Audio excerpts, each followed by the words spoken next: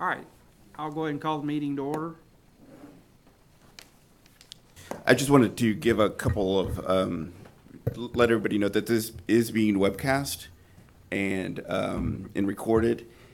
If you want to speak, you have to turn on your mic. The button will turn green to be heard. Because this webcast, we're in a closed form here, but everybody needs to hear. And I think we'll kind of treat this like agenda. So when the program wants to come up to speak, you can come up and get your spot. Anyway, just want to let everybody know that you do need to turn your mic on if you want to be heard. We'll start off with introductions. Can we start with you, Mr. Davila? Yes, I'm Ray Davila from North Texas Municipal Water District. I'm the chief operator. Paul Munguia with Occupational Licensing. Tanny Busby and Bardine Laboratories, TWA. Paul Kite, City of Plainview. Russell Hamilton, Texas Water Utilities Association. Linda Saladino, Section Manager, Occupational Licensing, TCEQ. Rob Starr, Operations Manager, Lumberton Utilities. Gary Sober with Garver. I'm David James with Wastewater Training and Consulting. Hi, Aziman, Director of Permitting and Registration Support Division, TCEQ. Paul Broshai, Water Quality Division. Hi, I'm Dorothy Young with the Water Supply Division. Leticia De Leon, Water Supply Division.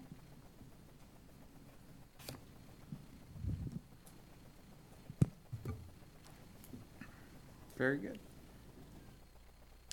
All right, Paul, do we know if anybody's on? If we have anybody, any of the WULAC members that are remotely watching out there, if you could please send me an email to the licenses@tceq.texas.gov. We'll give it a few minutes, but if you could just acknowledge that you're present and listening, we appreciate it. Thank you. At this time, we do not have a quorum, so we'll push the approval of the minutes to the next meeting.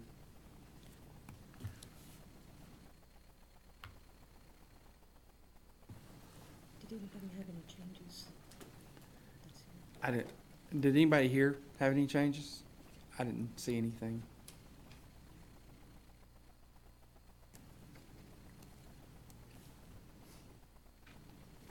All right, Water Supply Division updates.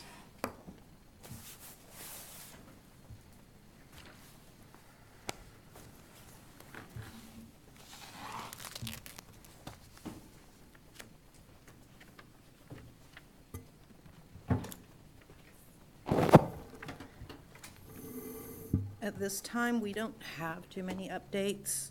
Actually, we don't have any for the drinking water portion.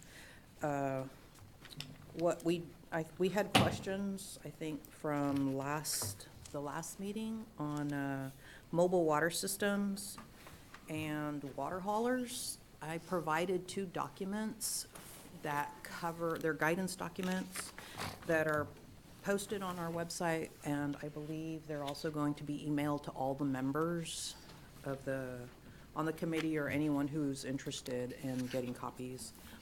And it covers and explains water haulers as well as the review and approval process and regulations for mobile water treatment systems.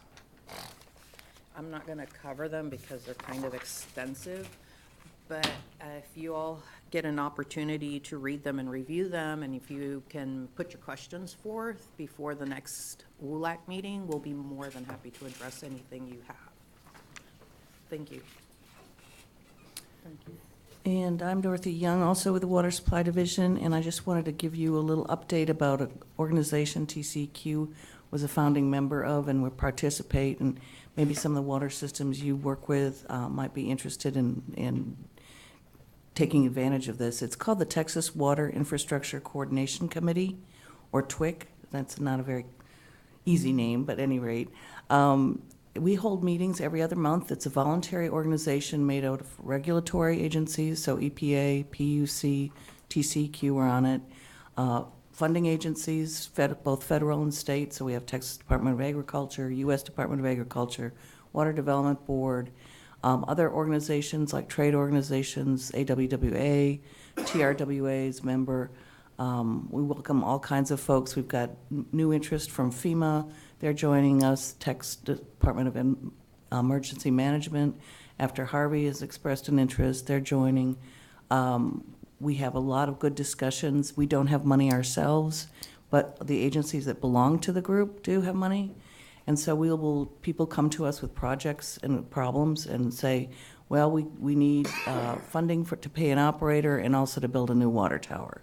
Well, most of the funding agencies may not be able to help pay for salaries, but they might be someone at the table who has some other ideas. We've done some interesting projects this year. We've had a small disadvantaged community come and talk to TWIC looking for first-time service. A county commissioner was trying to help a very struggling water system in her precinct. She called into a meeting, got to talk to all the funding agencies at once. And we have someone who's interested in putting in a regional wastewater plant where there's a lot of failing septics and wastewater systems around a lake. So these are all good projects, and we're trying to make one-stop shopping. Our next meeting is going to be at the North American Development Bank, which is a federal funding agency for border projects. It came out of the NAFTA. Their offices are in San Antonio. It's on January 16th. If anyone's interested in coming or as a guest or calling in, you can reach me at 512-239-6064. And if you want to go to the TWIC website, it's www.twicc.org. And there's lots of good information and brochures and stuff you can look at about contact people at different agencies and funding sources. If you have any questions, I'll be glad to answer them now or later. Anything? Where did you say the next meeting was and the date? It's called the NAD Bank, NAD, North American Development Bank. That's in San Antonio on January 16th. Normally, we invite folks who want to talk about specific projects or just brainstorm with us to call or come at 2:30.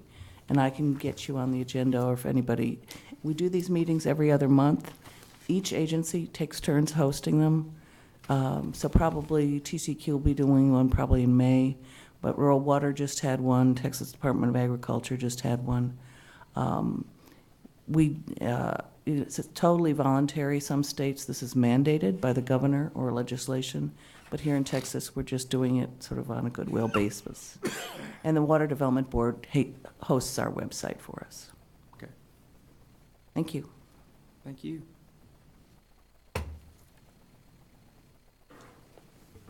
I do have one other addition that I'd forgotten about. Through our education processes for Homeland Security, we are fixing to provide some classes on how to conduct an emergency preparedness plan or how to put one together. We will be posting that on our DWOG website. I can provide a link to that website to you all. The dates should be probably posted possibly either by today, but before the end of next week, if you all are interested in that. Sure.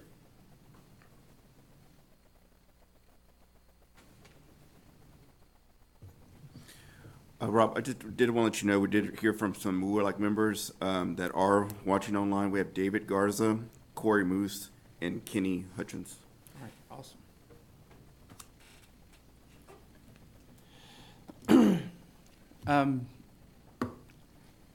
For those of you listening, hopefully all of you got a chance to read through the minutes from last meeting.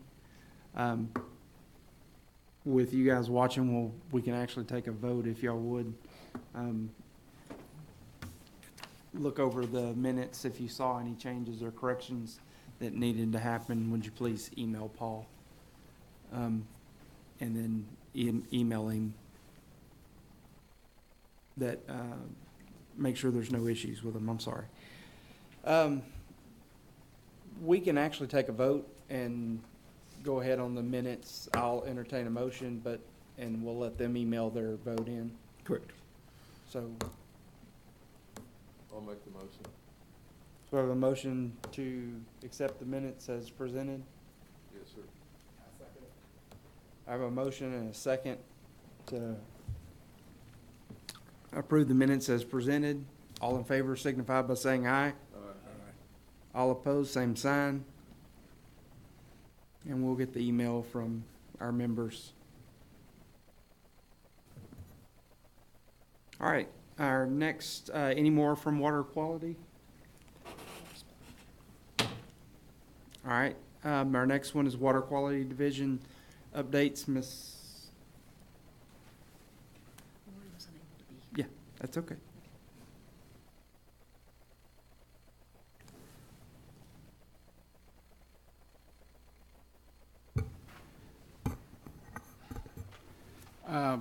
For the water quality, there really are no updates at this time for new business, but there were some questions, I believe, that came out of the last meeting that were presented to me by Lori Fleet, and I'm prepared to address some of those and see what we can do to help the questions.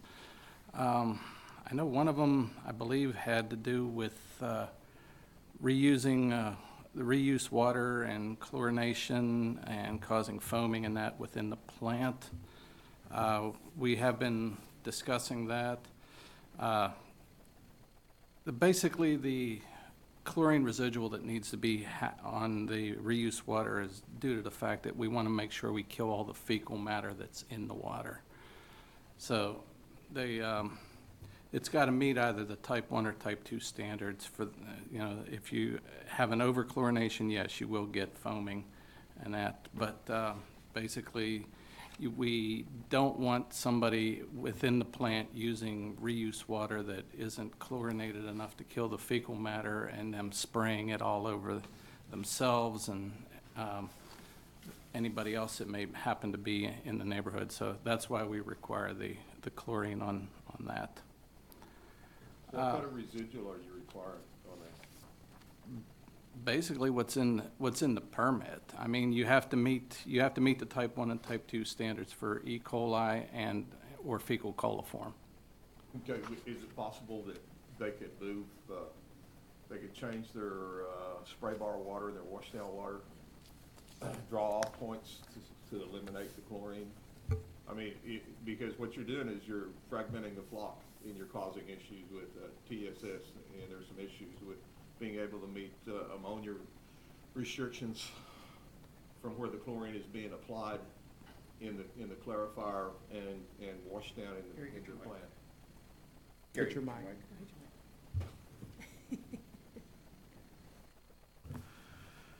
And, that's, it's going to become a more of a growing problem around, because a lot of people, when they set their chlorine residual, a couple of plants I've been to are running 4 and 5 parts of chlorine.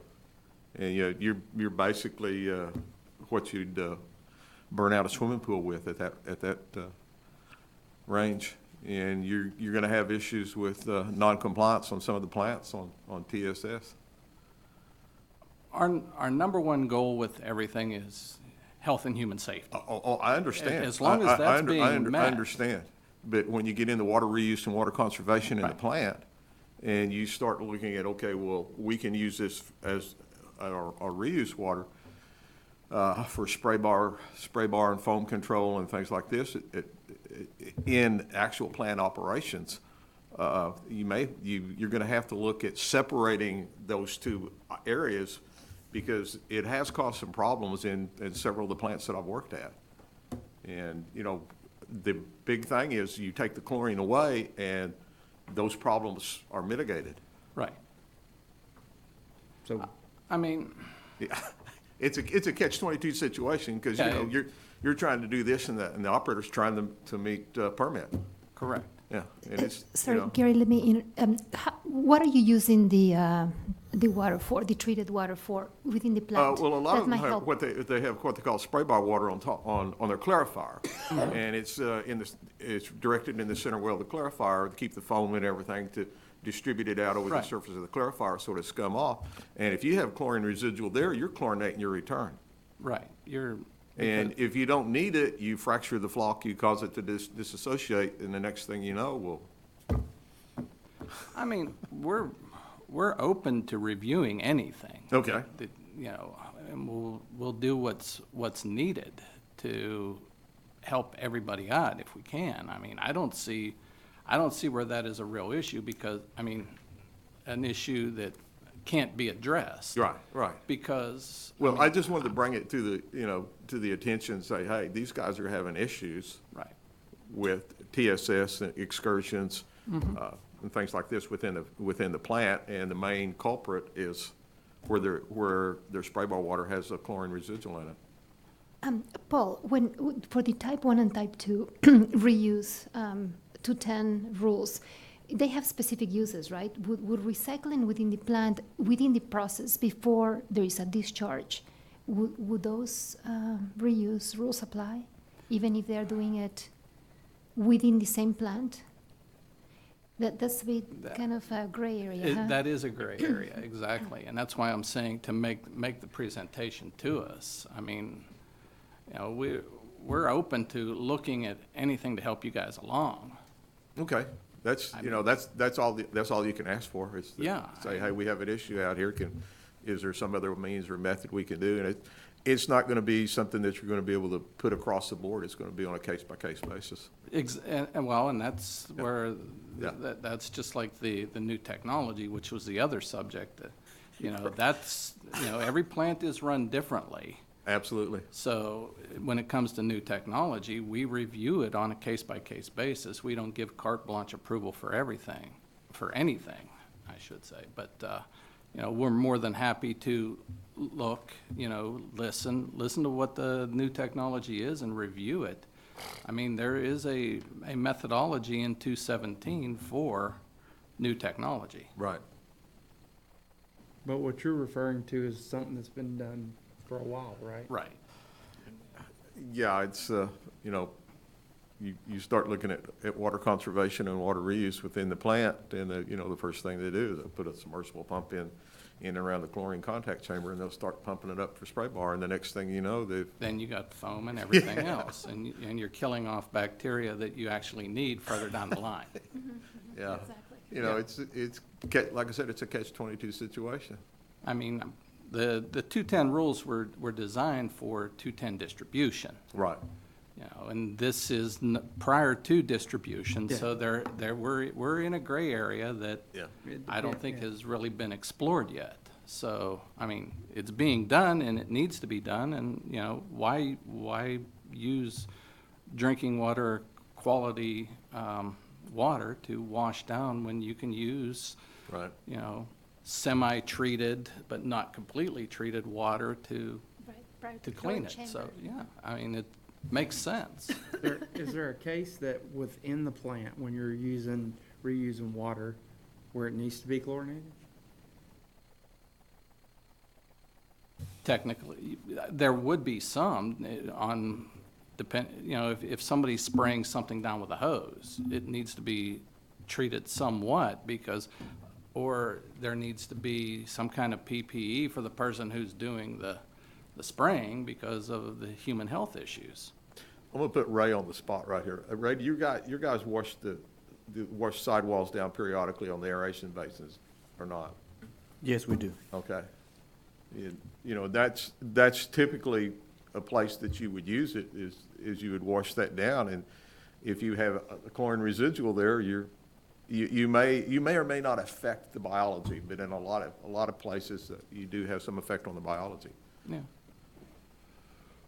Well, I mean, like I said, we're willing to look at whatever can be presented to us and see if there's a way around it. I mean, it's not going out into a distribution system, so technically it shouldn't have to meet the type 1 and type 2 standards. That's kind of what I was thinking.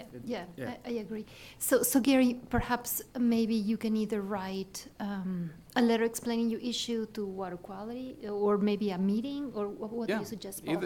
Both. We really. can have a meeting Okay. between us licensing and water quality, and then discuss the specific issue, and then see maybe we can come up with a specific policy when you're going to be using it prior to the discharge Well, point. in a lot of the new facilities, and, you know, when you get into BNR, you're gonna have a lot of in-plant reuse.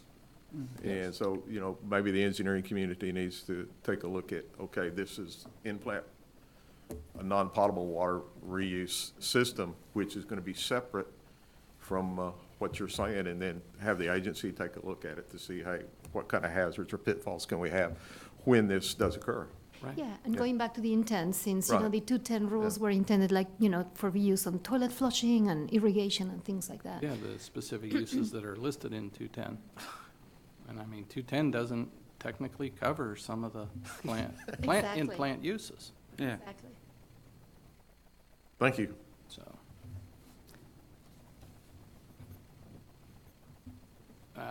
I know there were also, like I said, and we touched on the new technology, that we definitely review it on a case-by-case basis.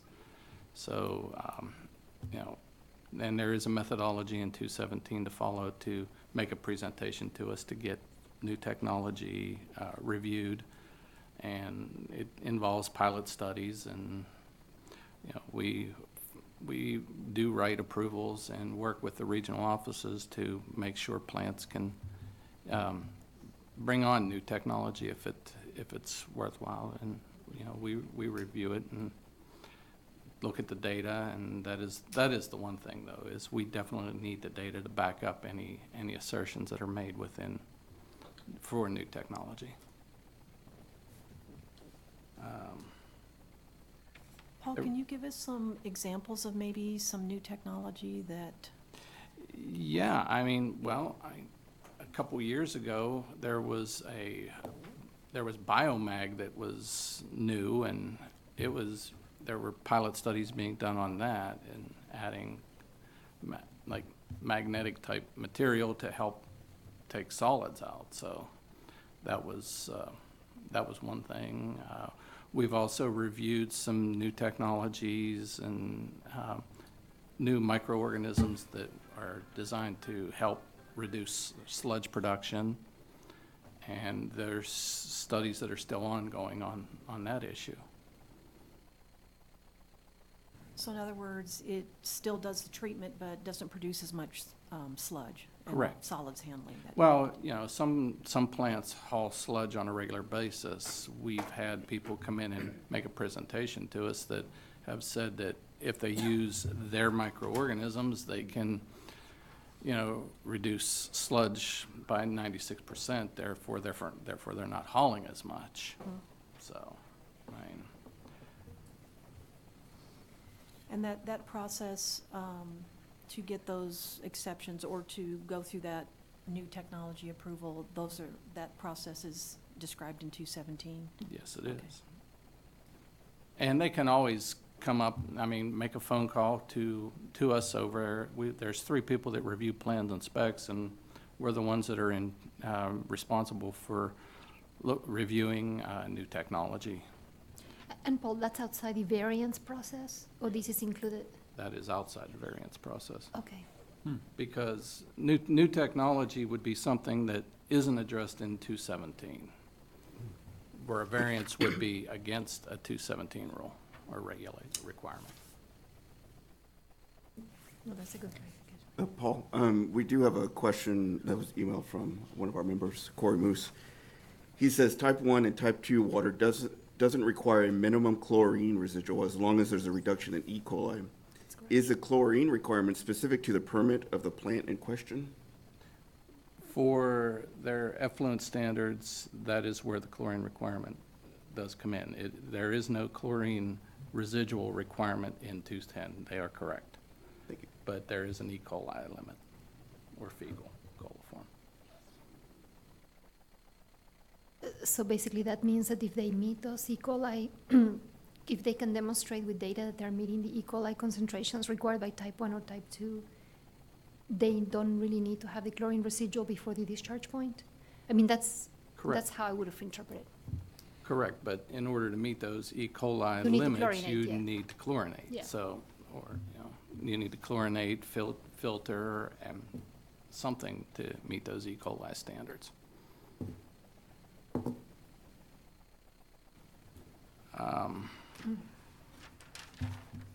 I don't know if there were any other questions from the last meeting.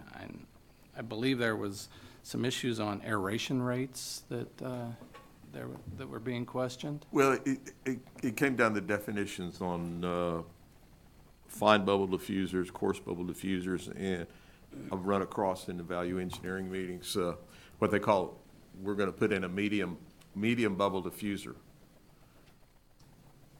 And trying to research what is a medium bubble diffuser, because they're looking at putting those facilities in an aeration basin for BOD, soluble BOD uptake in the primary sludge, and then going to a primary clarifier to settle it out, but yet not having the actual aeration time being 24/7, so to speak, only as needed.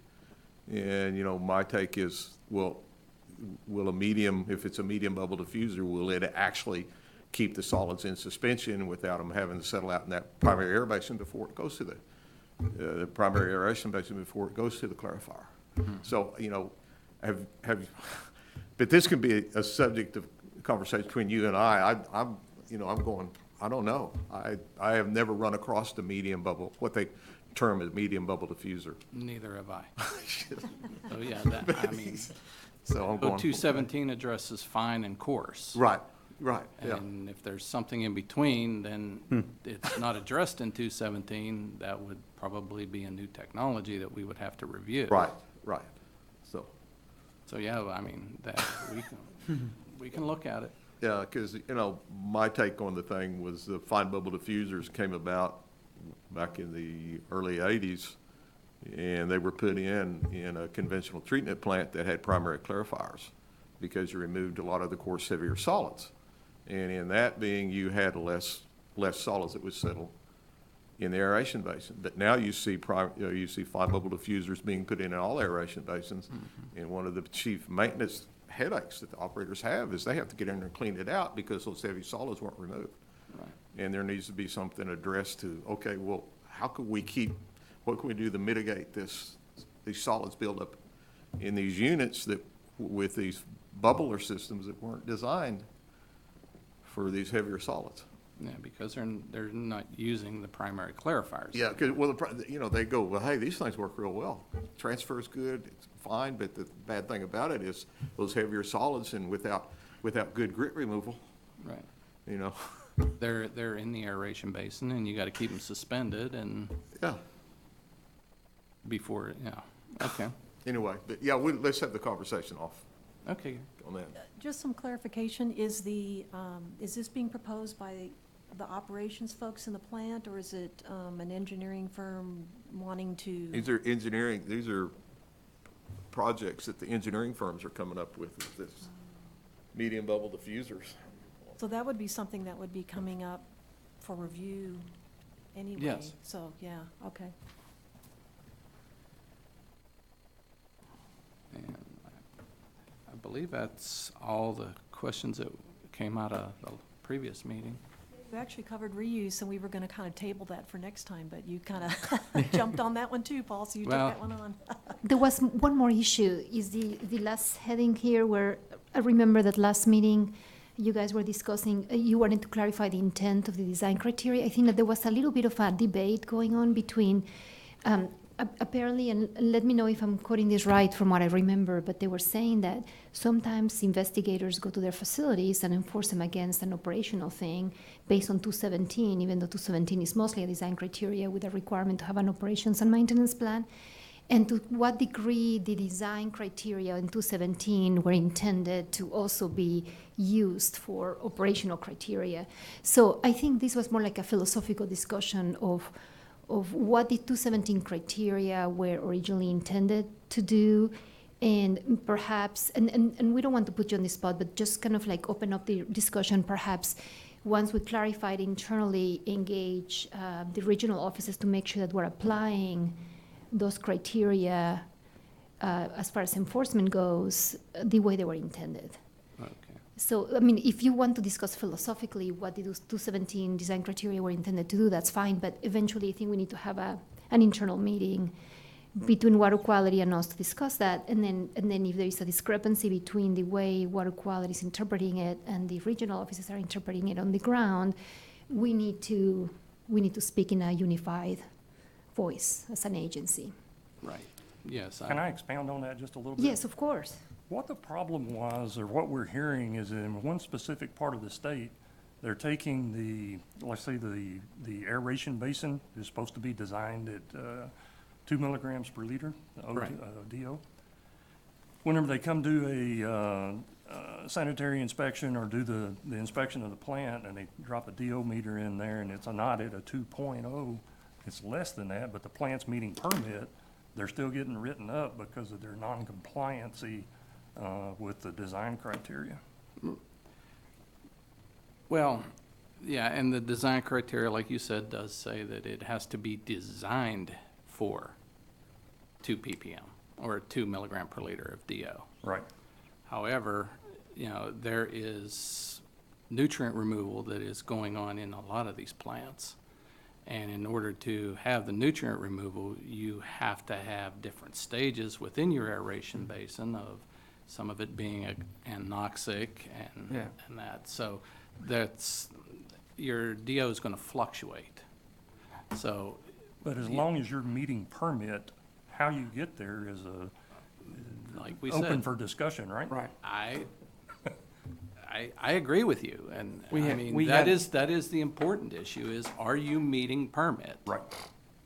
We had a similar at our plant, where we have a horrible activated sludge, and we typically run the outer ring in an anoxic zone, and then the inner ring, we try to keep close to 2 to 3 almost. Works great when you do that, but it is, that the different stages really absolutely can tell a huge difference. And it's just, it helps a lot with nutrient removal and ammonia and everything else. Tanny, this is in your part of the world. Are you hearing a lot of discussion? Yeah, it's about all over, in terms of from the southeast region. Push your button. You're on. I'm on, okay. Yes, in the southeast region, that is a major concern. And regarding the 2 milligram per liter DO, again, meeting permit requirements, but yet getting NOVs regarding that, and it's intentional that they are doing it to do that.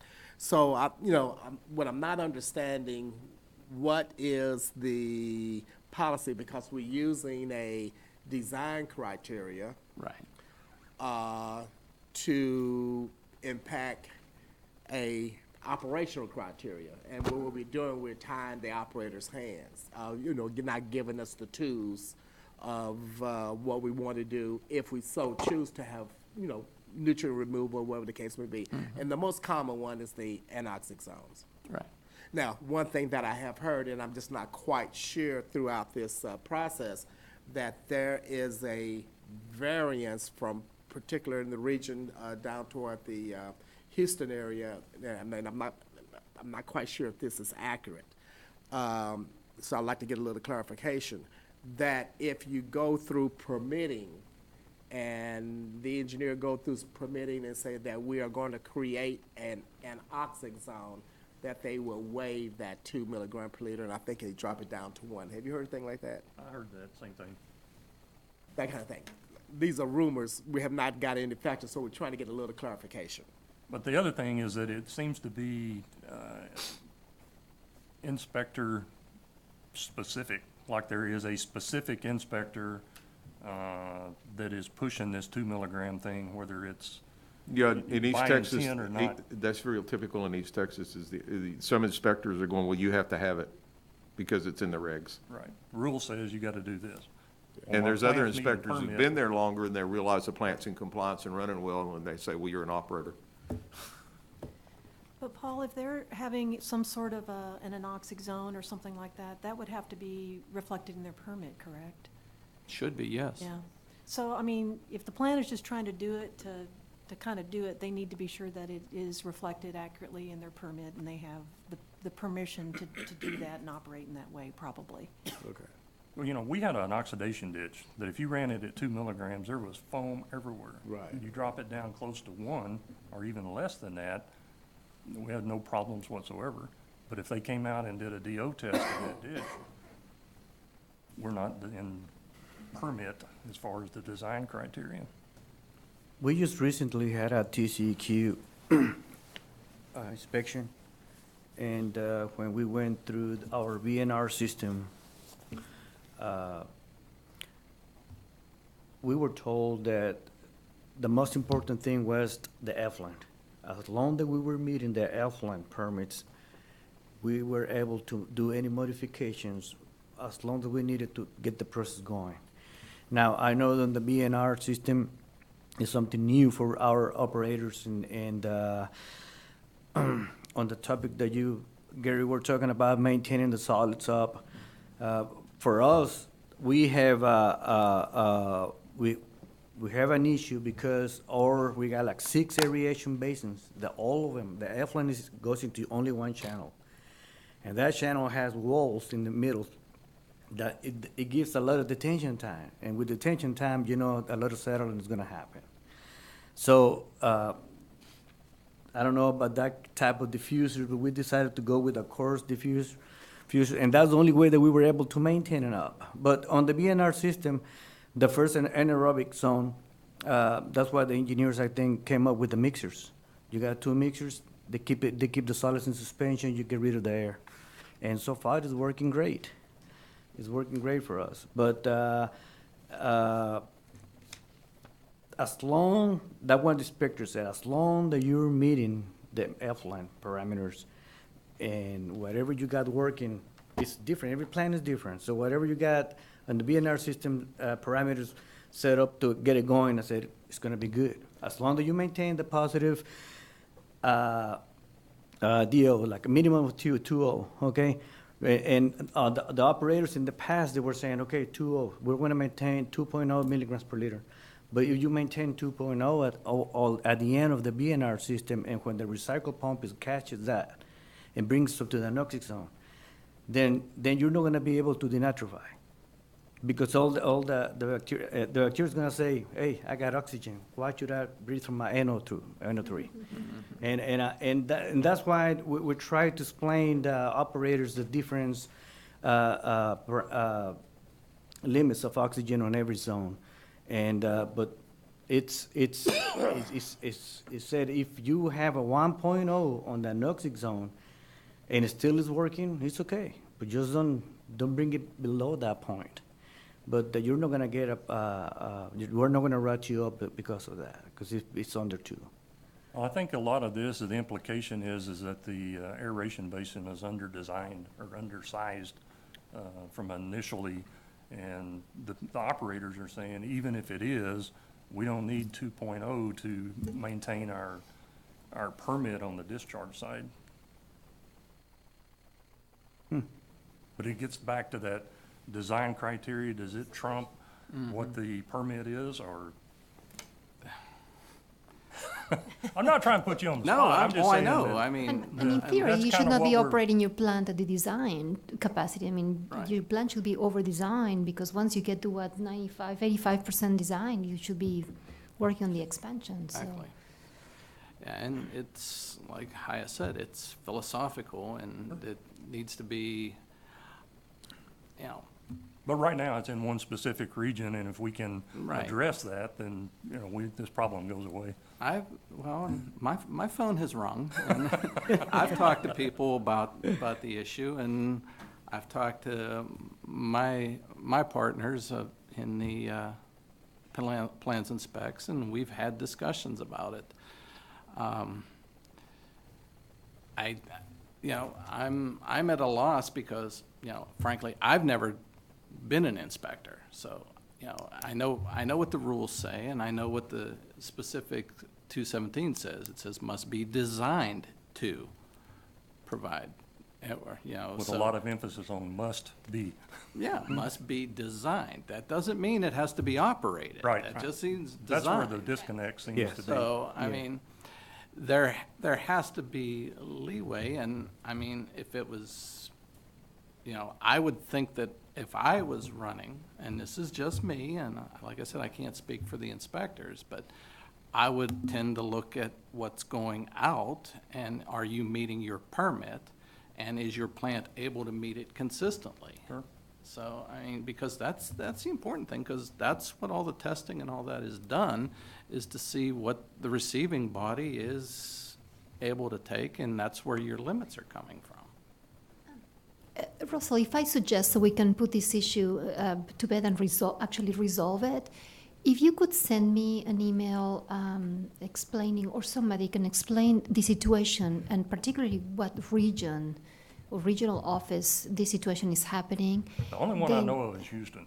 Houston. Okay, so this way we can reach out and then make sure that this is being applied across the board, and if there is any kind of misunderstanding or clarification, then we can get water quality involved and then get everybody on the same page. Because Texas is a large state, and it's hard to sometimes keep that consistency going.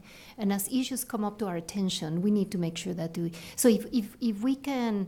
If you perhaps, in the committee can summarize the issues specifically rather than philosophically and generally, Right.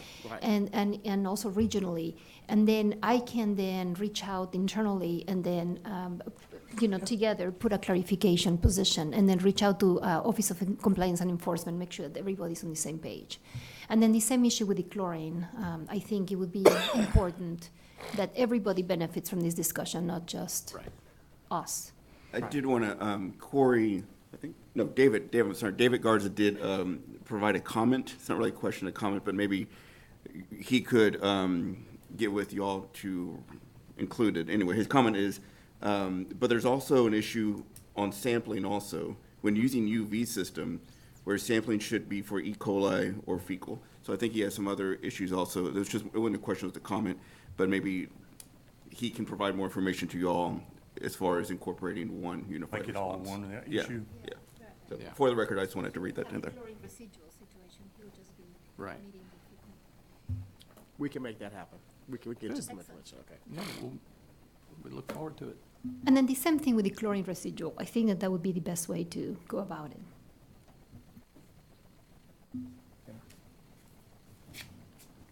Okay. Thank you very much. We are a little ahead of schedule. Do we want to start on some of the licensing updates? Sure, Because we have them all here. sure, might as well. Okay. We'll go ahead and move down to the 10:30 topic for occupational licensing update. While everyone's here.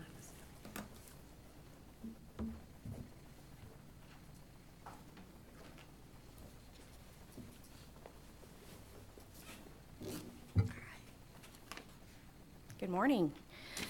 I think one of the concerns from the last meeting or previous meetings was how pre-approval had some impact on our licensing exams. So we did some comparisons, and we did find that it did have a small impact, but not a huge impact, and we have definitely recovered from that. If you all remember, pre-approval began around September of 2016, and we had that 6-month time period that we were pretty lax about whether people tested with pre-approval or not. But as of March of 2017, it was strict 100% pre-approval. So in that time period, we did have people that were kind of in limbo, where their application was waiting to be reviewed and they couldn't test. So we did see a decrease from FY16 to FY17, which is when the pre-approval started, or after the pre-approval started. We saw a decrease of about 16.5% in exams. But from FY17 to FY18, those numbers recovered and were actually up 22.6%. So even though during that FY we did see a drop in exams, those numbers did obviously go back up and transmit over into the next FY, probably because they were waiting for approvals or, waiting to test. So overall, the impact is fine. There wasn't really any major impact. One of the things that we did notice during this analysis was during the second quarter of every year, our testing numbers seem to go down. And for us, our second quarter is December through February. We're assuming that probably has to do with holidays, people are on vacation, not as many people are testing. So we found that quite interesting and just wanted to share that information with you guys. Any questions on that? And it's not just the number of tests, but it's also the applications we receive, the applications we process, the licenses issued. The second quarter seems to be lower. And it's probably not just our customers aren't around, but we aren't around to process either. So our numbers are a little bit lower, and because of December, it's quite a big impact. And I think that we found that when we did this analysis of the numbers. There's a lot of distractions that time of year. Yeah, there is. And we wanted to put the pass rates, y'all always ask about pass rates, and we kind of wanted to put those into perspective in comparative analysis for each of the water and wastewater exam areas. So just take a look at that data. We kind of looked at that, and as Tamara explained, sometimes when there's the higher level exam, sometimes there's just not as many people taking those. And you see a difference. You can really, if one person is there who is struggling, they can really make a difference to the pass rate, whether they're, doing very well and they can pass really quickly, or that takes them 10 times. It can really affect our pass rates, just one person in the small, like the B or the A exam. But when you get sometimes in the D or the C, sometimes those changes are dampened out, is kind of what we observed from our data. We actually had it broken down by quarters too, and we saw kind of up and down by the quarters, but then when you get to the year end, they're pretty similar. Pretty consistent. And just to reiterate on that, if you guys have those numbers, if you look at all the totals for the FY, they stay pretty consistent with each other across the year. But if you look at the last line for first quarter of FY 2019, you see those numbers are quite different. But again, that's because you have a lower amount of exams that you're comparing that pass rate to. But when you get to the end of the year, those numbers average out to what you see in the previous FYs. So that's kind of a good comparison of how you see it is per quarter and how different it is when it comes to the year end. It's just based on the amount of exams that are given throughout the year. Anything else you'd like to add, Linda, or anybody have any questions on those? I think one thing that Rob and I were discussing, but even before the meeting, had to do is sometimes the success of people after a class. It depends who's in the class, and I think a lot of you in here are instructors and can attest to that it just depends who you have applying. And we've had some economic climates where we've had a lot of people leaving the industry, let's say to more higher paying positions or industries, oil and gas, for example. We are in competition a lot of times with them. And we see then that we have some challenging applicants that have a hard time having success on the exams. And we've seen that reflected in the pass rates also. So I was kind of happy to see that we do seem to be having a little more success lately. I don't know if y'all are seeing that out there too, as far as in your classes, or if we're still having applicants that are struggling.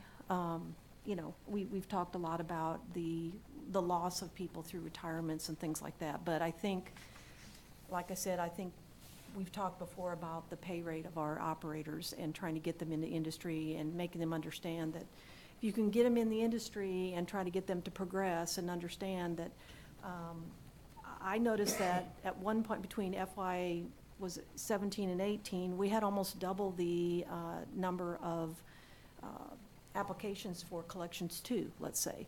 Well, it could be that we've just finally got people into this progression, and that's one way they can get a pay raise. And I think Ray has described that before too, that we get this progression, and it's almost a reward if you can move up within the licensing structure, and that's one way that they can have a competitive pay range. So that's one thing that I've noticed, that I think people are really trying to move up within this because it's one way they can actually get paid more, so. Are you still offering the bilingual test for wastewater D? Yeah, wastewater D, collection one, and water Collection D. one? Yeah. I don't see the results. I know the last time the results were real low, and we were trying to get with TICS to see if they already have the book, because they have a basic water treatment in Spanish. I don't know if they have a basic wastewater. I believe they do. It's either the basic wastewater or it's collection one. I'm not sure which one, Ray, but we may have to visit with them again about that. I think the numbers, we don't break those out because they're just in with all the other numbers. Last time, it's a specific test set number, and we broke those numbers out just to see what the pass rates were. The pass rates seem to be fairly consistent, if I remember correctly, on the D water. We didn't have any people who requested the exam for D wastewater at the time. I think we had a few people who took a collections Spanish exam, and I think the pass rates were lower than maybe what the other ones were. But you can take a look at that again if you'd like, so. Okay. No, and the only reason is because actually I would like to volunteer if there's some training that is needed that has to be bilingual, and because I don't know if these operators or employees are having the class in a bilingual way, or if it is just, I don't know how they're getting the training, the class. Why don't we put that as an agenda item next time and ask TEEX to come, because as far as I know, they're the ones who have those particular training manuals, and they offer that training out of the Tejeda Center, Frank Tejeda Center in South Texas, and just see. When I spoke to them a few years ago, they were just saying they weren't getting a lot of people requesting it. A lot of times they were actually going into Mexico and offering the training in Mexico versus in the United States. So I don't know what the current situation is. Are you finding in your part of the state that you're needing this type of training? Yes, especially like collection. Most of our collection departments, at least 40 to 50% of the employees are Hispanics, and they don't speak the English 100%, maybe 60%, but they are capable. They're smart people that, with a little help, bilingual help, they will. I will believe that they will be able to pass the exam. Now, part of it, you can use the current training manual that is in English and translate and teach if you can. But about 5-10 years ago, when the city of Dallas came up with the collections department, everybody had to be licensed. I tried to do that, and they told me that no, because it has to be strictly what it is on the book. And in order for them to make sure that I'm translating what is in the book, it has to be approved by TICS. And so they told me no. You have to wait until TICS comes with the book, and then you can teach it. Okay. But you cannot just translate it, because we don't know what you're saying. Okay, so we can relay that to TEEX, because I'm pretty sure they have a collections manual. All right. And I just quickly wanted to add, as far as the exams, I have a feeling that we have not publicized the existence of the Spanish exams enough, so some people might not be aware. We tried to put it very clearly in our website and everything, but I don't know if the training providers are actually providing that information, that the exam is available in Spanish. I don't know how to get the word out, because if we start getting more usage, more requests for those, then we can start going further and then start going to collections too.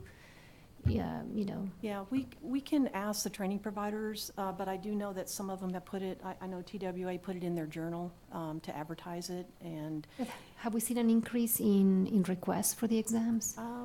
Not that I'm aware of. We'll have to look at the numbers and see. I do know that it wasn't as clear on our website as we thought it was, and we just changed that to try to make it, it's there for if you're going to sign up as a choice, but it's not up at the very top where it says these are the ones offered, like at the regional office. Okay. or that kind of thing. But I think at that point might be too late, because they need to know ahead of time before they start the process that they can take the examination in Spanish. Some of them might not even apply, knowing that they can't. And- So, I don't know. Sorry. Yeah, go ahead. David Garza just emailed. He says he believes that it takes at least 10 students to hold a class, either Spanish or in English. So that probably could be contributing to a low classroom. Oh, from TEKS? Yeah, That's the well, requirement? this is from David Garza, but he's just saying maybe they don't always get 10 people who want the Spanish class Okay. to make the class. Okay. Okay. Is there artwork or some type of notification thing that y'all have developed in regards to Spanish exams and availabilities? What I'm thinking is that in our journal monthly, if you'll give me something that, you know, like a quarter-page ad type thing that says, contact this number, contact, you know, whatever, in regards to more information for Spanish availability on exams, I'll make it a monthly thing in the journal. Yeah, we can certainly work with small business to create like a little bit, kind of like what we did with the e-application postcards. and the Exactly, postcards. that's what I was thinking. Yeah, that's kind of a fun project for our small business office. Maybe I can work with them to create something like that, and then Yeah, we can Timmy, we'll make it distribute it, and happen. you can put it in your respective newsletters and. We'll put it on our website, we'll make it. in Yeah, our- because what I want to determine is the demand not there, or is it that they, because I have run into conferences where I'm presenting and then people approach me and say, so does Texas have any Spanish exams? And he said, yeah, we do, and they were not even aware of it. So somehow the information is not getting out, or not enough. So I want to find out if the usage of the exams is not as prevalent because they don't know that they exist, or because they are not, as in high demand as we thought. And the number is not that really big, but there's some employees that because it's required now to have a license in the collection department, some of them, because they didn't have enough help getting ready for the test, they decided to quit the job and find another job where it was not required to have a license. And it's getting some time to that point that when there's not enough training for them, there's a fear that they got like, we're not gonna make it. Well, Ray, are you saying that everybody has to have a collection one? Because that isn't what our rules require. In the collection department for City of Dallas, they decided to Their make everyone. Okay, that's your requirement, because we Yes. require only the It's a local supervisor. requirement. Yeah. Yeah, it's like on the plan that I work right now with North Texas, they require that every mechanic, if you want to be a senior mechanic, you gotta have a license. And if you don't have a license, a C license, Wastewater license, you cannot be a senior mechanic. Okay. And that's, See, that's where part of the problem starts. yeah, Whenever you got a mechanic that has no treatment experience. with a license. Yes. That license is not specific for that entity. They can leave there and go anywhere in the state I and it says know, they got a and license. it's a fight in me with the upper people here that is making all these rules and saying, you're affecting the Yeah. system. Right. There are But- several cities around that are implementing the levels into their pay grades and their pay system. And like Ray said, that having mechanics have a license because they're looking at cross-training. Yeah, and that's not a bad idea, and a D license is not a problem, because they at least get the basics of a process that they're having to maintain, and there's no experience requirement. The problem comes when the local requirements require upgrades.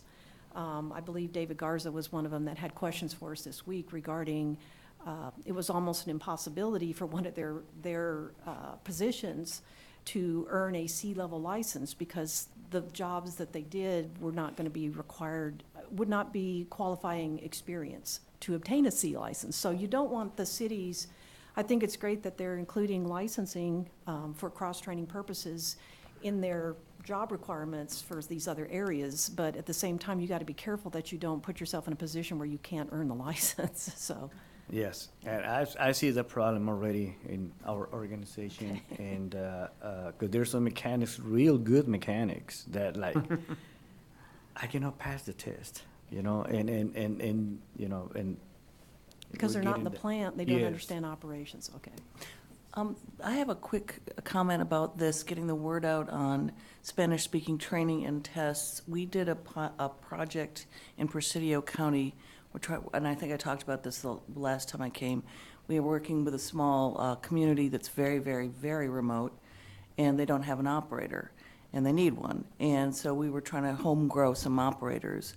And we worked with Communities Unlimited and some other organizations, including TEEKS, and they put on a training that was hosted by the city of Presidio, and they had a great turnout.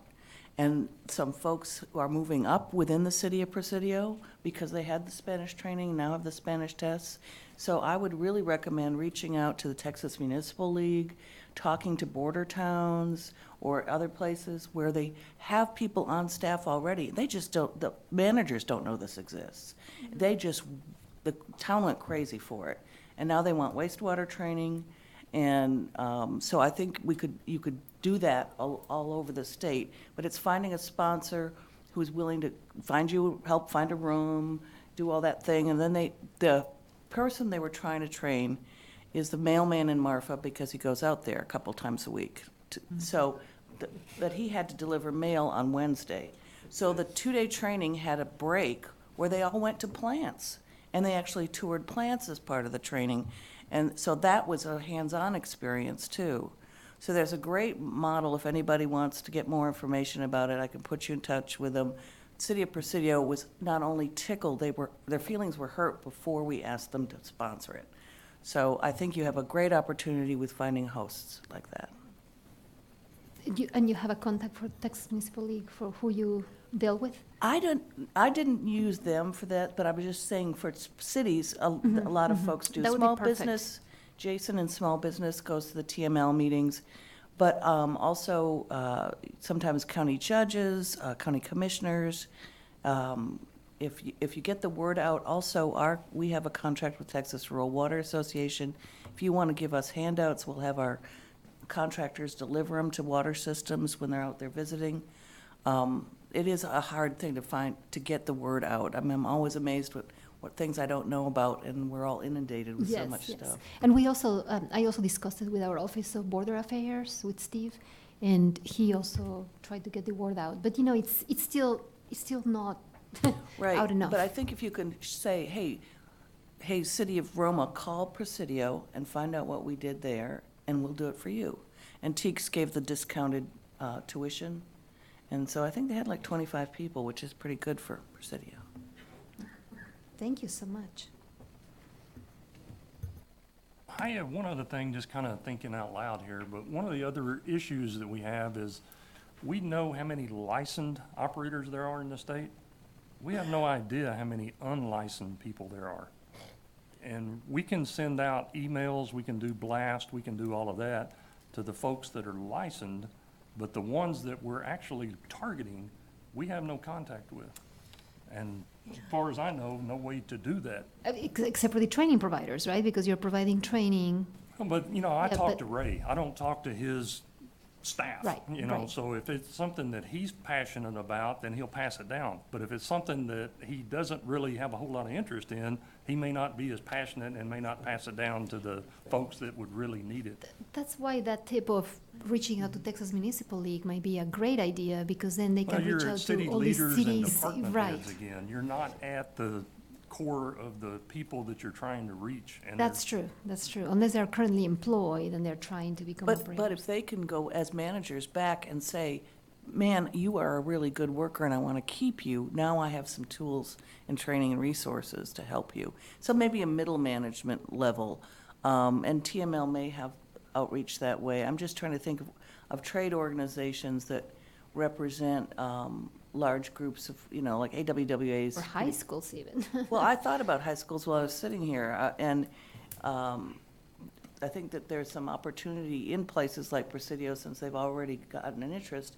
We're finding that there are people who want to stay and find a job. They don't necessarily want to move away, but it's getting them trained up. Or even places like the Texas Workforce Commission, like people that are seeking employment. There's another good group that we had at the last TWIC meeting. They did a presentation. Texas Rural Water Association now has a foundation. And the foundation focuses on workforce development.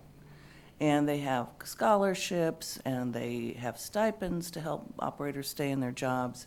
That might be a really good group to invite to this meeting, because they're always looking for ideas too. If you want, maybe put them on the agenda sometime. I forgot the name of the woman who runs the foundation, but Celia Eves or Jason Knobloch at Rural Water can get you in touch with her. Celia uses on the committee. Yeah. She's not here today, but, Okay. so if we reach out to her, she would know. Yes, And- yes, And what was the and- name of the organization again? It's called the Texas Rural Water Foundation. Oh, okay. I know It's what just it it's a offshoot, yeah. And they're doing a lot of workforce development, always looking for ideas of people to sponsor, high schools to work with, and they're also doing a lot of work with veterans. is. Well, let me ask you this, if, through water systems, do they have these people on staff and they're wanting to get them licensed? Is that a way that perhaps water supply could reach out to the water systems and let them know?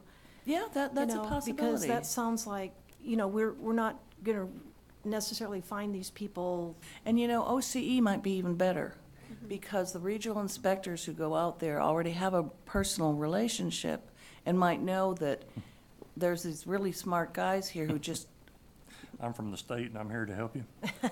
well, I sometimes believe we are. And Well, I mean, I'm just saying, that's kind of the, when they see somebody from TCEQ coming, no, not always. I've been here a long time, and I go out and visit with people, and yeah, sometimes it's bad meeting at a Dairy Queen, but sometimes we get thank yous, and I get a lot of calls on what can we do, what can TCQ do to help us? And So- we also have regional offices within the small business area and local government assistance program. And they are, by definition, non-enforcement. They're not supposed to communicate with the enforcement people about any case. So they're there to assist. So they might have a Yeah, better and we trusting do- relationship. We get a lot of phone calls. I got one a couple weeks ago. I'm the new director of this water district. We're firing our operations company. What should we do to find an operator? So we get a lot of those kind of miscellaneous calls, and so do the regions. So any knowledge that I think you provide them would be great. I have a question. On the website, the notification we have about the Spanish tests and things, is that notification in Spanish? No, that's a very good question.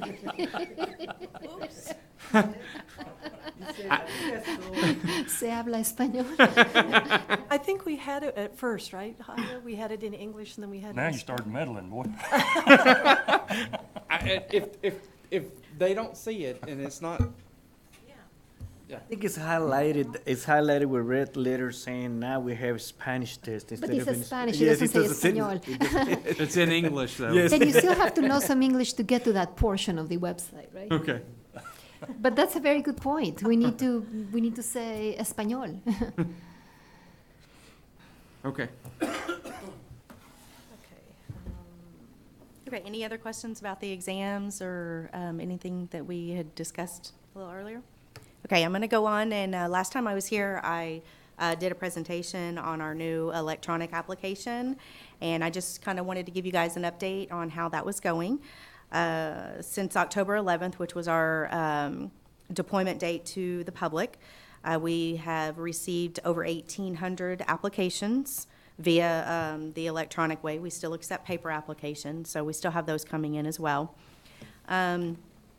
Some of the main issues that we have recognized through this process, some of those have been internally, which we have corrected very promptly with our developers. They've been amazing on fixing and editing and doing things for us. But some of the issues that we have that are causing deficiencies and/or causing the individuals possibly not to go on is, quite frankly, just user error. And some of it has to do with maybe not so much computer knowledge.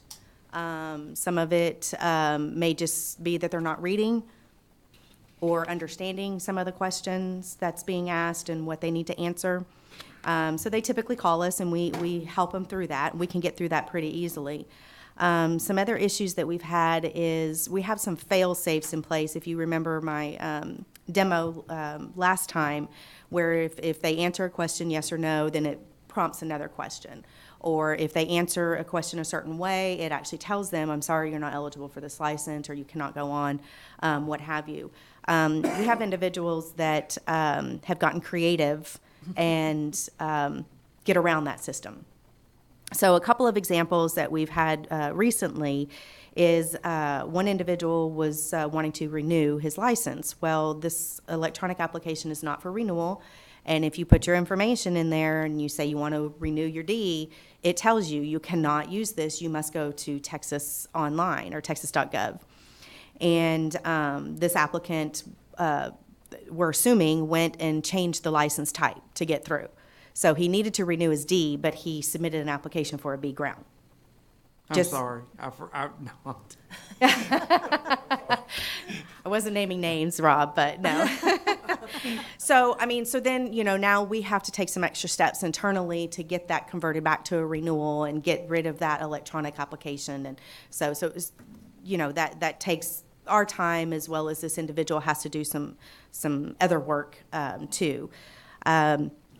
Another thing that we're finding is individuals are just selecting no on all the job duties. Okay, the other day we had an applicant applying for a BPAT license, and she has a current irrigator license, which is an applicable job duty, but she selected no to performing irrigation duties. Well, so now we're having to send her a deficiency letter to let her know that she doesn't qualify for this license. But in reality, we probably know she does. She just didn't fill it out right.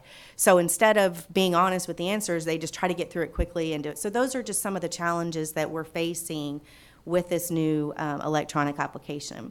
So if you have communication with the individuals that are applying, just make sure they take the time to read the questions, answer it correctly, and if everything is good, then there's not going to be any delays in their application, because we can just go through with the process. That's why we took such care in building these fail-safes in the application, so we can get good information on the application to prevent these deficiencies and delays in the application process. Another common thing that we're seeing is when you're filling out a form online, you have to fill out what is in that field, that box, if you can visualize a form, and you have to continue on to the next area. In most cases, that is the tab key. You hit the tab and it continues on to the next area. We're finding that on a couple of our pages, more in particular the contact page as well as the signature page, the last box, they will enter either an email address if it's a contact page, and instead of hitting tab or clicking another box or something to save that information, they're just clicking the next save button. Well, what that does is it clears out that previous box because they never exited out of that field area, so it's not saving it. So the system is assuming you didn't enter anything, so it's not allowing you to go through. So if they just hit the tab key or click in another box form or, what have you, it will allow them to go on. This is also happening with the signature page, where they're typing in their name as their electronic signature, and instead of hitting the tab key or clicking somewhere else to get out of that box, they're clicking the next and it clears their name like they never typed it in. So those are a couple of challenges. We're going to work with our developers to see what we can do to try to help prevent that. But in the meantime, again, if anybody has communication with those individuals, tab is your friend when filling out an online form. So just make sure you use the tab, as frequently as possible. So Tamara, when they're doing that, the save and the next or whatever is still activated? Yeah, it's Okay. enabled. It's there because you can click next save at any point in the form, and it's going to tell you these, fields are blank. You can't continue until you've finished this. But they see it. They're entering it, so they know they're doing it. But what they're just not realizing is the technical back end. If they hit tab, then it saves that field. If they don't, it doesn't save that field. The computer doesn't recognize it as being there. Okay. So I think that's pretty typical for online forms, but It right, is. that's challenging to them. it is, yes. So we'll work with our developers to see if we can find a resolution to that, because we are finding that that's a frequent phone call that we're getting. But other than that, most of the phone calls, if it wasn't some kind of technical glitch or some kind of issue that we worked with our developers to fix, it's a lot of just errors when filling it out throughout there. But it has reduced deficiencies. I mean, as far as what we had with our previous system regarding not having a criminal history form, not Absolutely, having experience yes. supplement. Yes, we because the really criminal had that history is problem. built in. There's other things, the application supplemental form is built in. So they have to fill it out. Now, whether they fill it out correctly, that's, that's not a huge problem. Most people do. But having all the forms there is definitely helped and cut down on deficiencies for sure. That's good. I Do have a y'all, question. okay. Kenny has a question regarding this. With the revised electronic license application, what is the normal time frame for approval? Currently, the time frame is 3 to 4 weeks. Sometimes that fluctuates, especially with the holidays, and we had some days off. That's obviously going to increase a little bit because we haven't been in the office to be able to process. So right now, the average time frame is about 3 to 4 weeks. But we have cut back on the processing exams, because obviously, once you go and take your exam, we've already reviewed your application, and it's a matter of grading the exam. And we have run into the challenge of just having enough people in the office recently to try to get everything processed. But there is a slowdown also with those things coming in, so we're hoping, January, we can get back into regular processing times. Absolutely. The processing time for exams is, once we receive them into the office, they are graded and out the door within 5 business days. So that's, usually a week once we receive them, but that doesn't include the mail time from the region office to our office. That's, once it's in our hands, then we get it out the door in 5 business days or less. One of the things I keep getting calls on is that I received this email that my application's going to be deleted, and they may even go and look and they have it approved, and so they're confused that we just have really improved the communication with our applicants with this new online system. They get lots and lots of emails reminding them about, oh, you put this application in, and they forget that, oh, they put the application in, and then they decided, oh, they just started another one, either for lots of reasons. I mean, they might have just started another one. So that one that was sitting out there that they started, within 30 days, they start getting the emails that, hey, this is gonna be deleted, and so they get confused and they get panicky, and so we kind of go through that process of saying, hey, have you looked online? Is it approved? That kind of thing, and don't worry about it, because this application for this license and this person has been approved. Go ahead and sign up for a test, So that's a real common thing yet, but we want to have all those emails so that people understand what is the status of their application, because we really didn't have that before. So they get an email when they just put one in and save it. They get emails reminding them when they've signed it, but they haven't paid. And a lot of people, they've signed it and they go on and they pay, and they get this email that they haven't paid, and they're like, but I did pay. So maybe we're over communicating, but that's the way the system is kind of set up at this point in Right, time. and I'll elaborate on that, Linda. Thank you for bringing that up. When an individual submits an application, they're going to get several email confirmations. The first email confirmation that they're going to get is that it was signed but not paid, because you can technically sign the application and then save it for later for somebody else to go in and pay for you, or you can come back and pay later, or whatever. So there's going to be an email that is sent to you that says it's signed but not paid, okay? In most cases, when you sign it, it will take you straight to the payment, and most people go straight to the payment and make the payment. Then you get a payment confirmation after you've paid. Then once you've paid and you're done, then you get actually a confirmation of submittal, that it is been submitted to TCEQ. So a successful application, everyone will have 3 email confirmations: signed but not paid, paid, and then confirmed that it got submitted. And we do get quite a few calls that people say, I paid it right after I signed. Yes, we know you're going to get that, because there is an option not to pay at that time. So we send that as soon as you hit the sign button to everybody. And does this do all these emails go to both the preparer and the applicant?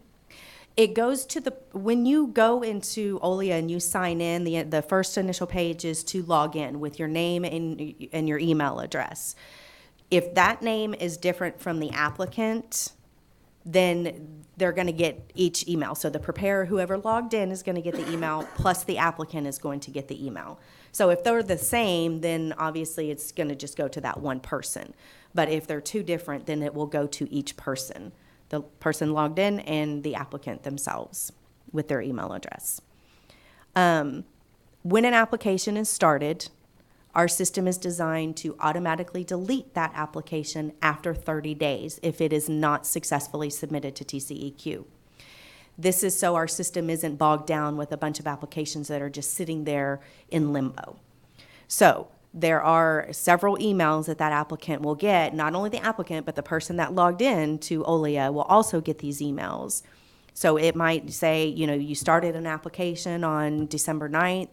If you do not submit this, it will be deleted on January 9th, okay?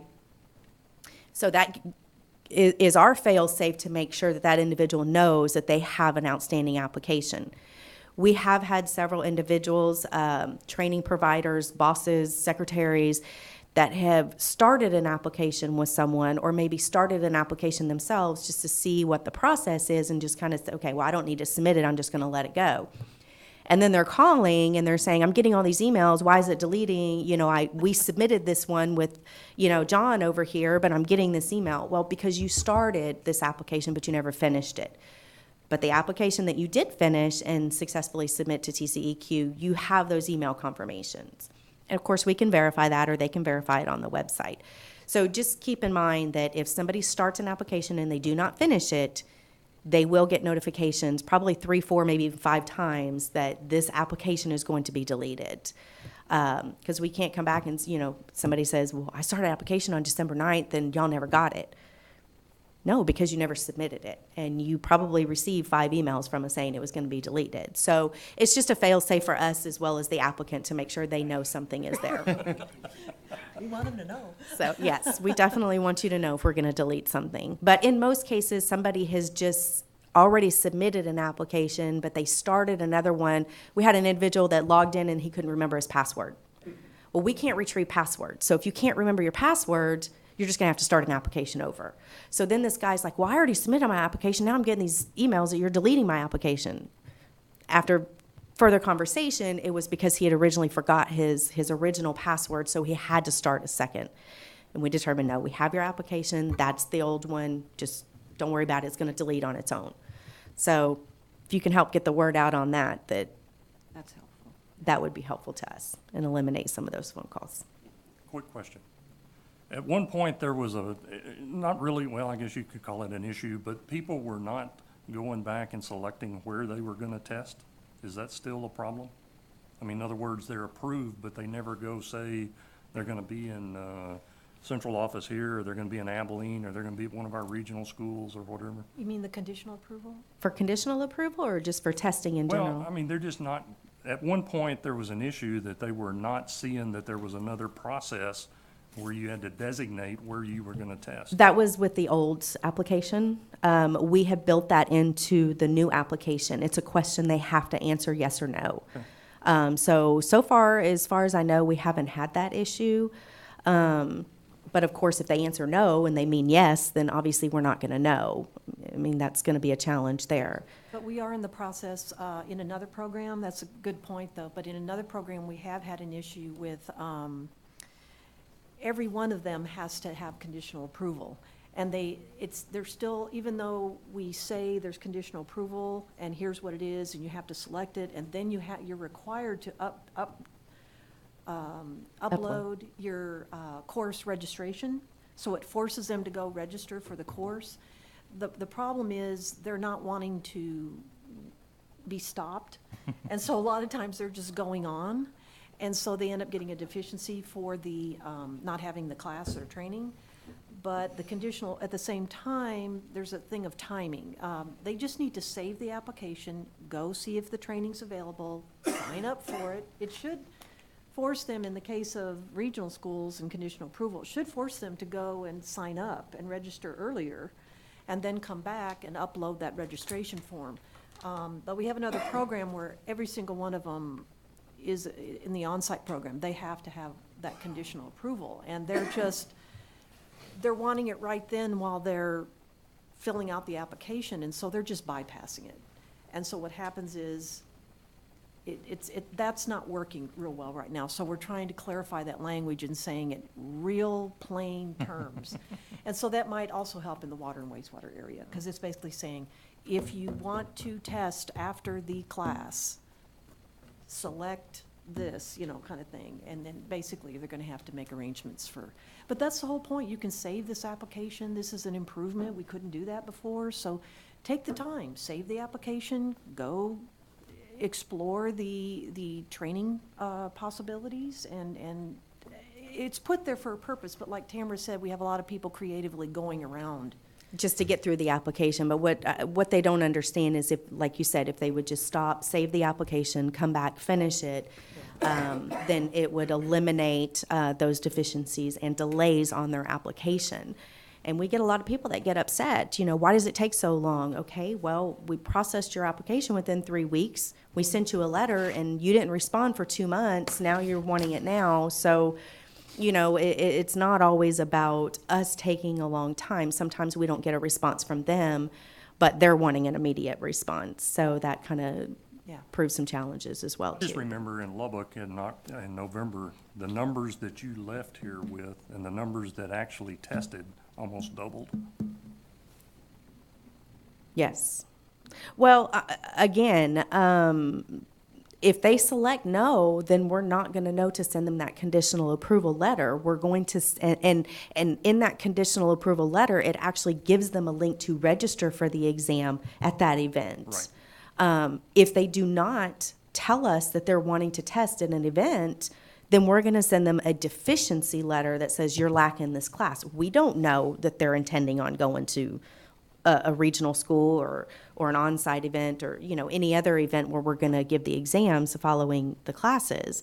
So, it's a matter of, So if they just show up with a retest document, they still get to retest now? currently, right now, we're allowing retests to test at the regional schools, but we still encourage them, highly encourage them to register. And if they contact us and let us know they want to test there, then we can send them that link. I guess what I'm getting at is there something we need to be doing to address that more? Well, and that's probably a separate issue from OLEA, because retesting, they've already They're done that, there. yeah. As long as we have space available, or they've communicated with us, we can take care of those people. The retesting, if they're retesting at any of the regional offices in Austin, they have to go onto the website and register. They have to register. We don't know they're showing up, and we need to make sure that we have the exam available.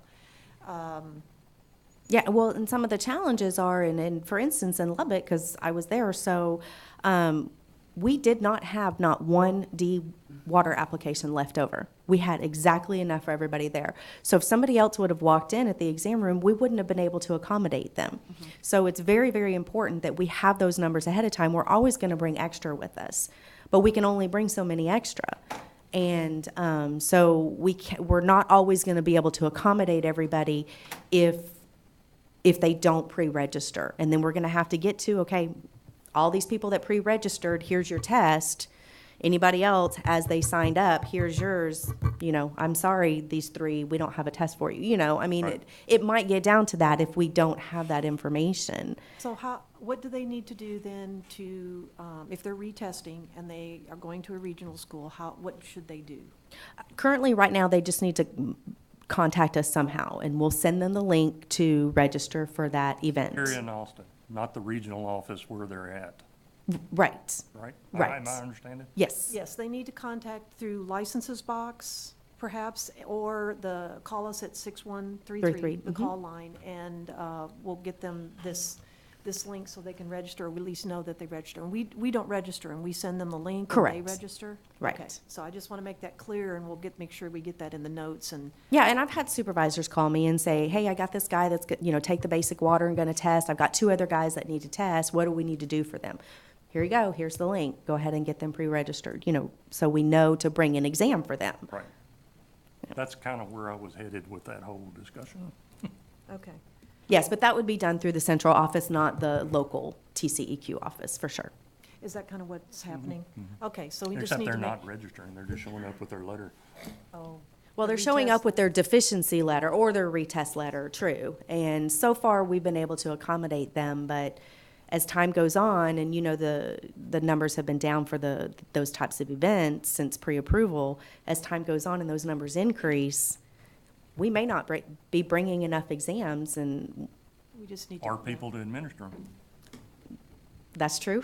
Yeah, I'm 'cause- not knocking anybody, I'm just Yeah. saying that if that number grows back to where it was at one point, Right, and we've got 225 people testing and one staff member there, yeah, that would definitely make it a little challenging. A little challenging. Yeah, we want to give good customer service, so it's very important that they communicate with us.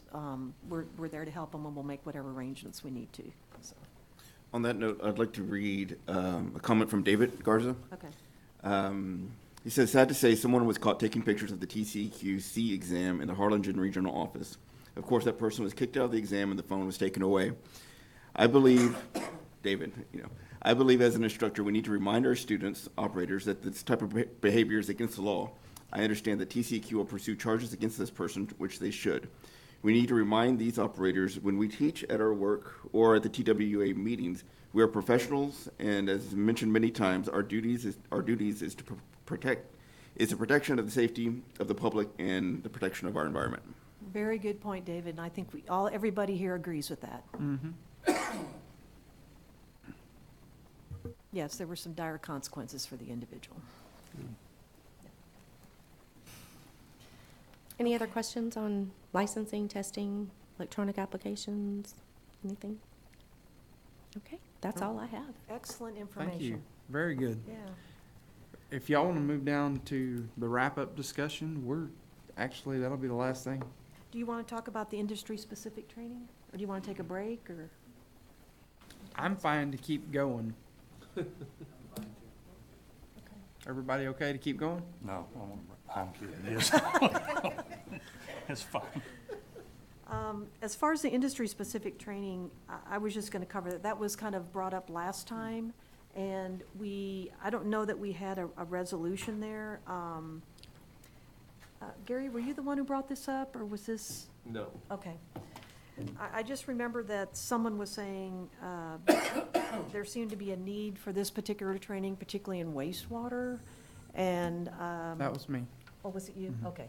So, and I think that we talked about that there was some training available, but people were very afraid of the electrical side of it. Was that because of perhaps the liability of, and the dangers that are incurrent with electrical systems? But at the same time, we do have operators out there performing some of these duties related to the mechanical and electrical things that happen particularly in maybe the collection system. Is that what we're talking about? So I didn't know if there were any solutions here, or as training providers, y'all knew of some other options that we could do to help the industry. It's gonna sound real negative. But why do we allow electrical and mechanical aspects to count as hands-on experience? In some cases, they do, in some cases, they don't. It's actually written in the rules for wastewater, that it's operation and maintenance. In the water rules, we have since changed, we've gone through a big evolution of the experience checklists that go into water and wastewater. I think everybody here has contributed to that and is familiar with those changes. And so it's been, I would say, what's the word? Become more specific, I think, in the water industry, that it's operational duties. If it's some sort of maintenance or electrical, something that is specifically related to the process, they can put that in other, but right now, there is no mechanical or maintenance or other in the water supplemental forms for experience. We're taking it strictly from rule and the intention and after input from y'all. So that's kind of how it's being implemented nowadays. But maintenance is definitely in the rules as required in the wastewater licensing, so, as far as I'm aware. So it would take really a rule change to say, oh, okay, maintenance people, your experience maintaining the operational systems doesn't count for a license, so. So is there, I know the answer to this, but the limiting factors to keep somebody that only has that type of experience from getting the more advanced license? If all I am is a belt press operator and a dump truck driver, why do I need an A license? But if you're a belt press operator that actually is recirculating back to the headworks and it can affect the processes of the plant, then that does count. Well, it counts, but he has no idea what treatment process got it to the point that it got to the Well, belt but press. that's why it's very important. There's other aspects, not just experience. They actually have to take and understand the training and pass an exam. And I think what Ray was saying was that a lot of those maintenance folks have a hard time because they really aren't operators. So if our exams are designed to be operational in nature and testing their operational knowledge, there's a very good chance they won't earn the upper level license.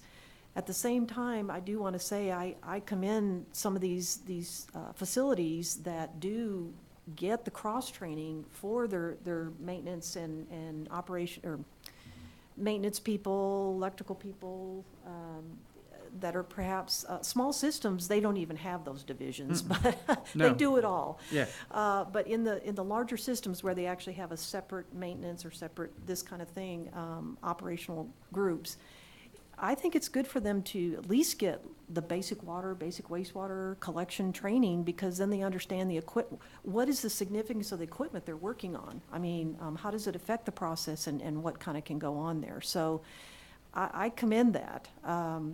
Now, as far as them getting the upper level license, I know your concern is that, but what I'm seeing lately is complaints and investigations related to folks who maybe are at a lab or at a management level and are really not in the plant. They're not at Office is there.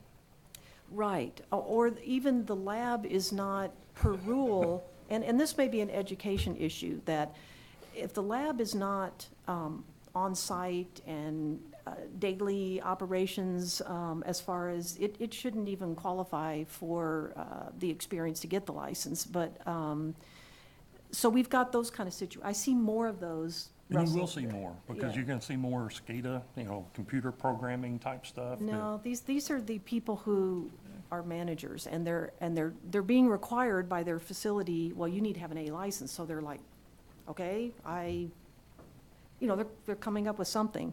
But at the same time, when we hear those complaints, then of course we do investigate. It isn't just hands-on duties necessarily, but it is those people who make those process control decisions. So it can be engineers, it can be managers, but they are actually have to be involved in the process control duties that are happening in the plant. I know when I was in a plant and I was a superintendent, I basically did go out every day and we troubleshooted, whatever.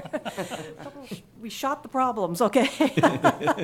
And I was very involved in operations, and yes, I had some other duties that dealt with other things, but at the same time, I was very, very involved. I was in the plant. I definitely dealt every day with problems with the operators. I know, Paul, you're a supervisor. Are you involved in operational problems? Yeah, not quite as much as I was at the superintendent level. Okay. But still, with the city of Plainview being fairly small, I'm at the plant plenty of times, whether it be wastewater or the water treatment plant, often, Oh. sometimes a couple times a day. So, Yeah. just to help with the decision making on that, but it just has to do with the size, I Yeah. think, more than anything. How many larger systems do you think have separated electrical instrumentation departments, water, sewer, road? I'm just curious, because in my mind, I can't think of more than maybe 50 to 100. Now, how many systems are in Texas? Yeah, that's, well, we know we have water systems are like 5,800 or something? Yeah, so Okay. there's like 7,000 water systems in Right. the state. But of those, communities are probably less than half of that. Yeah.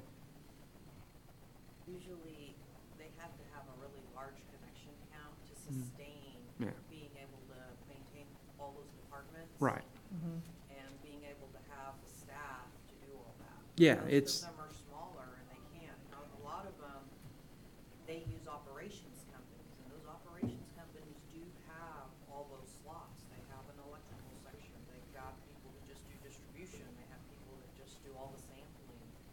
And then you've got people who are just the meter readers and then the chlorine checkers.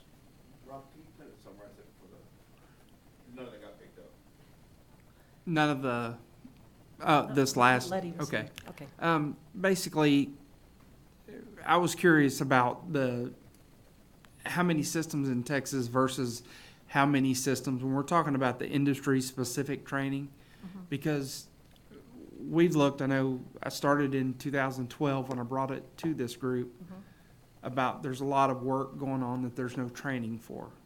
There's a lot of people out doing a job that they have no training. In the smaller systems, you see it. I would, if I had to guess, it's anything under about 30,000 connections.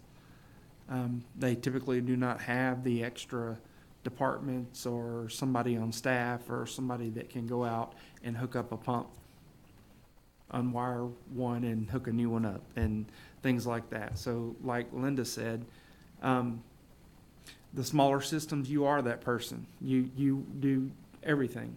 And it's, I know, I mean, our connection count when I first got there was 2,000 and now it's 9,000. So that was 30 years ago. So, but in that time frame or over that span that we've grown, we started having other departments, but there's nothing through what we have that shows we're training, we're giving them some kind of knowledge, just enough to be safe. One of the things that when we did the survey with everyone, that was one of the areas that a lot of people picked, that yes, we unwire and wire up motors. When we did through Sam Houston, Oh, you mean job task analysis? yeah, the job task analysis. Oh, and I think when we did the job task analysis for groundwater and distribution, what we found is that we didn't have systems maintaining their systems. Yeah, And we had the folks from water supply and licensing say, but someone needs to maintain the system. And if the operator isn't doing it, then we need to have somebody maintain the system. And it's an important part of it, because if you don't have, well, there's a lot of problems that happen if you don't maintain your system. So basically, I think we put some of those things, Rob, up into, we moved them as SMEs up into the critical tasks that people needed to maintain their system, whether it was maintaining distribution lines or pumps, things like that. So, yeah. one of the things that I know we looked at was on the electrical side. We're not trying to teach people to be electricians, but we need to have a little bit in our curriculum that basically knows, they know enough to be safe. And that's, to me, a big thing. Because you have people doing it all the time, every day. And I think we have approved training that does cover these topics. It's just not, it's not offered, I think, by some of our larger training providers. So it's not as prevalent. You're maybe, Popular. yeah, you're maybe Yeah. not even as aware, because it's maybe put out by, it's the National Electrical, and I had some. NELAG or something, National Electrical. Yes. Yeah. Thank you. It's put out by some of those folks, and they need to, and maybe I could encourage some of the larger training providers like ATEEX, TWA, TRWA. Maybe if you guys can reach out and maybe have some of these programs I spoke included. with James last year, I think, And we had talked about trying to get together, Mr. Fisher, about, Oh. because they have a program for something similar to this, but we hadn't had a chance to meet up yet. Okay. So it's one So of the that things sounds like that- another reason we need to have TEEX here. We can have them talk about their Spanish training, and have them talk about some of this other, maybe electrical, mechanical training that is available. But, okay, I think that's. I think as long that it, I agree with Rob, because there's some small municipality, they cannot afford to have a private company to come and service all the electrical equipment. And, because I still remember when I was, about 20 years ago, when I was back spinning a pump, a 480 pump, because I just open it, reverse the wires. And you had to, in order to get the pump going, you had to do it. Yeah. It was until, but the change in our department kind of happened because there were some people that were not following the rules. And that's when those people get you in trouble. Yeah. And even though you provide the proper training and given the proper tools, the meters and the locks and everything they don't follow the protocol. And they just want to do it real quick, and then you have the incidents. Right. People get electrocuted. Yeah, we don't want people hurt. And that was the big fight when they were like, okay, as an operator, this is the far that you're gonna go from now on. You Right. go and reset it Right. from the panel. If it doesn't take the reset, call the electrician. And just, but of course, you know, we have enough funds to hire professional people for that. But I understand what he's saying. You work in a small municipality, in a small company, and you don't have the revenue to afford these services. Sometimes you gotta do it. But we do need to keep people safe, and I think that's one thing I have noticed is, I haven't heard of incidents recently, but there were incidents where definitely people going down into collection systems and, but they ended up being contractors. And that's what Rob was trying to advocate for several years ago, was that these contractors who are doing this work should be licensed, and then when they're licensed, they at least get the basics of the safety in the collections course, in the, going into into those lines, excavation and trenching safety, those types of things. Yes, OSHA's there, contractors should be getting it, contractors should know, but those people, they were dying. I mean, we didn't have, we haven't had, as I recall, a licensed operator in this situation in recent history, but I think it's because they get this training. Yeah, they get the safety training. And a part of that is an employer's responsibility, that they should be providing on-the-job training related to safety immediately. I mean, we weren't, in the plants I worked in, we weren't allowed to even go in the plant until you had this safety orientation and training and the right PPE and that kind of thing. But now we're talking contractors, okay, so what kind of responsibility? But that should be something that is perhaps in that contract, that if you're hiring an operations company or you have contractors, they should have that type of training too. Right, and the actual person doing the work, not somebody on a phone 14 hours away. Correct. Yeah, yeah, I mean, Yeah. the person actually doing the work needs to have some type of training. yeah. Most And that's of- what- Most of them on the site don't have that kind of training. No, you're right, that when you hire a Guy sitting at the office has. company to come in and take care of the operations, that guy doesn't have hey, you can't do that. Well, why not? It's real common in East Texas. Yeah, I see it all over. Well, and I would say one of the, but it was pragmatic, but in the collection system, we require only the supervisor to be licensed, and then and I don't even want to go there today, but you have the direct supervision issue, where is the supervisor there to, do the entry permit and make sure it's set up and it is safe, and, what type of supervision do they need over those people who are unlicensed or who are contractors or those types of things, so. But anyway, I think that having on the agenda for next time, let's have TEEX come and let's talk about some of this training that is available. And then also if we can partner and get it more out there to the folks. But we won't hit the contractors because they're not the folks getting licensed, or the people, maybe like you say, that are on the ground in the field. And I think the idea of, that then you can advocate for licensing, at least for a 1 level, that they can get into the collection course and get into some of this safety training, so. Okay. For the record, you brought up direct supervision, not me. I just mentioned it.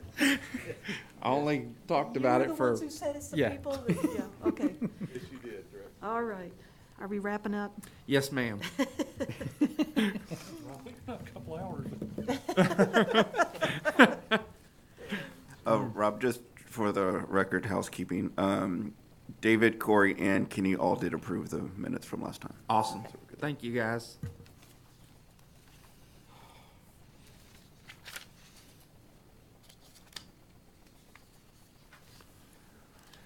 All right, our wrap-up discussion is process control test for wastewater treatment facilities. We're going to discuss that and then some of the basic works, waterworks operations curriculum.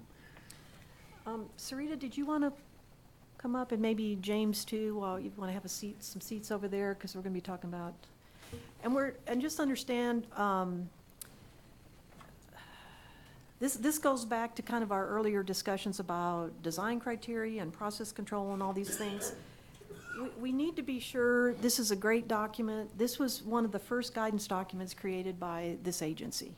And it was done in conjunction, I mean, we're talking, the date on it is like 2002, I think. And it's RG2, so that should give you an idea. It's one of the very first ones. And it was done in conjunction with the Water Quality Division here at TCQ, and the Field Force, and also the WULAC members. So it's meant as, and maybe it shouldn't even be called a regulatory guidance, because we don't use it to regulate. This is supposed to be a guidance to help small systems or operators have an idea of the recommended tools at their disposal to operate their plant. And that's why it's kind of broken up into sizes. And one of the things that was requested to update this guidance was to add some biological nutrient removal process control parameters and considerations. So we've been working on this for several years, and we need to get it over to our agency communications area to kind of get some of these edits that we've already proposed, at least into a draft guidance. We may have to bring it back again, but we do need to kind of wrap up some of this, and that's kind of where we're at. But Sarita, if you want to take it from here. Linda, as I was sitting and reading, I had the same thought about this being a regulatory guidance document, because it takes so much just to get it approved by agency communications. I was wondering whether we should just create a guidance, call it a guidance document. I don't know if that's possible. Well, there's so something we can make called it easier. yeah. Would that be easier to? Right, it's for general information, or it can be, there's also technical guidance too. Because we don't want folks taking this and applying this as enforcement on systems. And that was y'all's concern too. You need to take the R out of it. Yeah, and there's a process to go through to do that, but I'm thinking, would y'all be on board with that? I mean, because this was originally, When you get out to the various regional offices, and a new inspector or somebody who hasn't really done a lot of wastewater treatment, they look at this as a regulatory guidance. And it's in the rules, and this is what you have to have, and this is what you have to be doing. Yeah. I can't tell you how many times I've run into that. and this isn't in the rules. These are recommendations for the types of tests. We have small systems out there who don't even know what these tests are. So Yeah. this, a lot of times, when I talked with a couple of inspectors out there, they give them this as, you need to think about this. Are you running any of these tests? Do you have any idea what you're planning? And this is process control. This is not effluent limits or that. This is how to get to make sure you meet your effluent limits. So you have to start upstream in the process and make these changes and run these tests and have some idea of how that affects the end product. So that's what this is really devised to do. It's So we supposed just to call be. it a guide for process control tests, or, you know, that way, Yeah. could we And so just do that, it that and way? it'll take it out of the, and so let me have a discussion to see what we need to do to change that particular thing. Okay. But as far as the content, where are we at this point in time? So I talked with Tanny yesterday. Tanny is putting together a rationale for parameters. He's got the, different parameters, he's got a rationale, and he's got comments based on the different tests, because as we have it, we just have tables with not a lot of instruction and guidance, and Tanny's creating a document to support those tables, and he's not quite finished, right, Tanny? That's correct. So we talked about it yesterday, and he's in the process of finishing that up, and I think that will really complement what we already have and make it a lot more, it will just support what is already in the tables. So And so- Mr. Sobo was also supposed to send me some information, but I forgot to call him, so I'm in default. And I'm looking at this, with this, Tanny, this rationale, is it more than our glossary where we've kind of defined each of the things?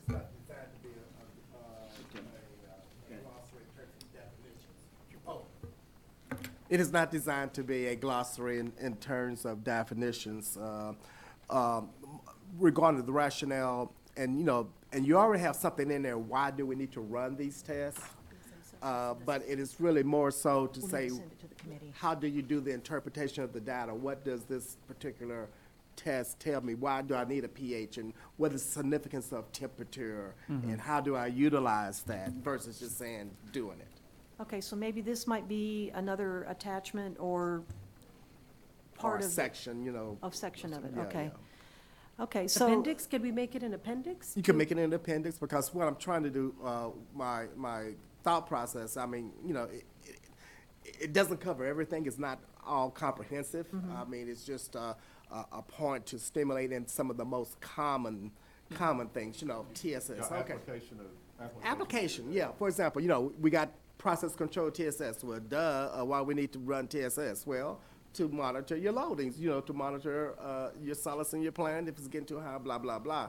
So I'm not gonna go, too rational, but there's a lot of other things that it can do. And there were some things that I was suggesting in terms of tools that, and very common and easy tools, inexpensive tools of process control, which a lot of people don't do. Something as simple as a calculation, instead of doing TSS, do a VSS along with it, Yeah. where you have that tool of organic concentration, because I tell you, organic concentration is just so simple. Yeah. It tells you a whole lot. You look at your influent coming into your plant, and your organic concentration, I got silt coming in. Just those numbers, versus where just TSS wouldn't tell you that. Right.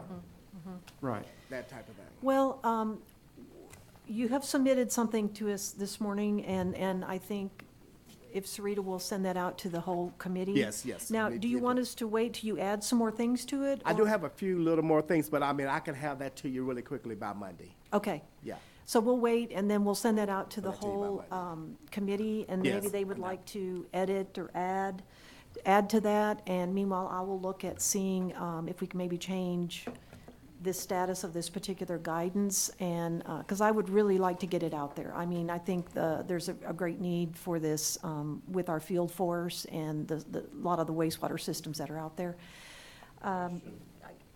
Just, Gary, I wanted you to look at that real quick and see if that maybe. Well, the majority of my comments are based on the actual equipment that you use, the things you could use to do these measurements. Like, you can take, what we've done in the past is the same time we're taking a COD test, we'll run you a could turn specific your oxygen button. intake rate, or we'll run an ORP reading. Yes. And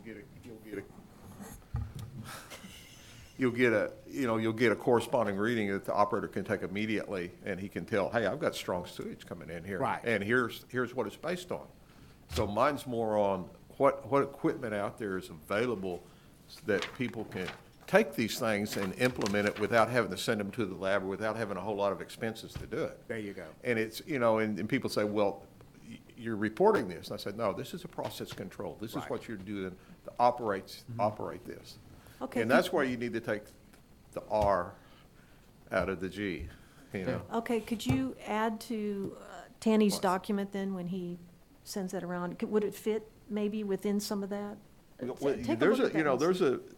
like you get in the TKN, there's certain things you do, you kind of disregard the TKN on certain plants because, they don't have the capabilities, they don't understand what TKN is. Mhm.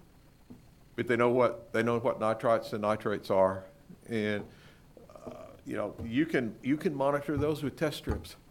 Yes. And that's what I would add to what you've got there. I mean, you've got a great outline started. Yeah, I got a few more, but we'll welcome those comments, so I'll get that to you. Well, can get it and out. the thing that people need to realize is this is the dynamic outline, and it's Right. going to change. I mean, it's going to change tomorrow, Yes. and it's going to be constantly changing. And this is what, if an operator comes up with some means or method to check his alkalinity, that's different, that's not in any standard methods or anything, then if it's accurate for him within his range to operate his plant, then he needs to be able to do it. Precisely. He just needs to understand the difference between the testing that's required and the effluent limits that are in permit, and that all has to be different than some of these things. And I know when we worked with the Water Quality Division, that was some of their concern. They were not initially even going to comment on this because it's not related to the effluent Right. testing and limits and those kinds of things. But I think they understood after we explained that we just wanted their input on what are the common things that they're seeing or they're requiring. And then, Well, not to belabor the point, but for an example, alkalinity, just saying, okay, you need to run alkalinity. So, and my concept of what I'm trying to do with adding a little bit about the rationale, particularly for people that are on under the influence of surface water, where that surface water plant, and in the winter and summer, that alkalinity is changing. And if you don't know what that is, and then all of a sudden you see your pH go down to 4 on your effluent, and you have no clue as to why. And the first thing operators do is just go and get some sodium hydroxide or something and just do it, and just kind of treating the symptom and not dealing with, not understanding even to look for alkalinity and what that does, and say, aha, here's the problem, I have some problem. Let me call my surface water plant. alkalinity is something near and dear, I think, to Gary's heart, because I think he's definitely And we don't found even want to that. get me started on this. Started on alkalinity. Okay. All right. Well, so we're going to try to kind of at least get a starting point, because I think Gary's point is that this will change, and taking it out of the regulatory guidance mode for TCQ will make it easier to update and change also. So, okay. All right. And go ahead, David. I'm sorry. Yeah, just a comment on the alkalinity part, since you guys just brought it up, and then I'll ask the question. The new permit, or the permit applications, the more recent ones, there is some alkalinity data that's required. Oh, and that wow. has to be done by 40 CFR 136 approved method if it's turned in on a permit application. So if people are going out and using some other quote-unquote non-approved method, they wouldn't technically, at least they shouldn't provide that information as part of the permit application. But that's the kind of stuff that we can look at during the review. Yeah. Perfect. But what I wanted to come back to was the discussion about dissolved oxygen. This is probably a good opportunity to address that issue in this general information guidance document or whatever, and help facilitate an understanding by maybe the investigators, the field ops folks, because there's apparently inconsistency across the state in how that's being interpreted. And so this may be a way to help clarify what the agency's intent is.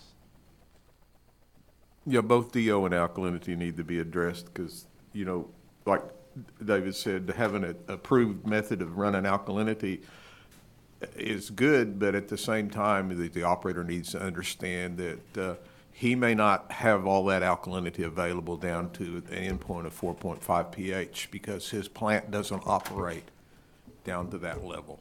And it only operates down to the level of the pH going out, so that's all the alkalinity he has available to his biology. Same way with the DO. The DO, based on what's he's doing in his plant and in what portion of the aeration basin.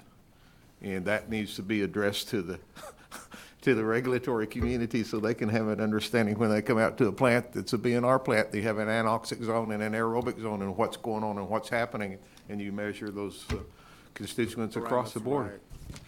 And Gary, I mean, you may remember, we had the same experience when we, using alkalinity and DO and I was just reviewing the I guess the permit language template in a domestic wastewater permit, and I didn't see anywhere in there where it said that the parameters have to be, basically it says under the operational requirements that, for example, you monitor your solids inventory, stuff to know that you've got a good balance of solid and that type of stuff, but it doesn't really specifically address, that DO needs to be in conformance with the 217 criteria or that kind of stuff. So it seems like to me that it's just an interpretation type of thing. So hopefully that'll get addressed.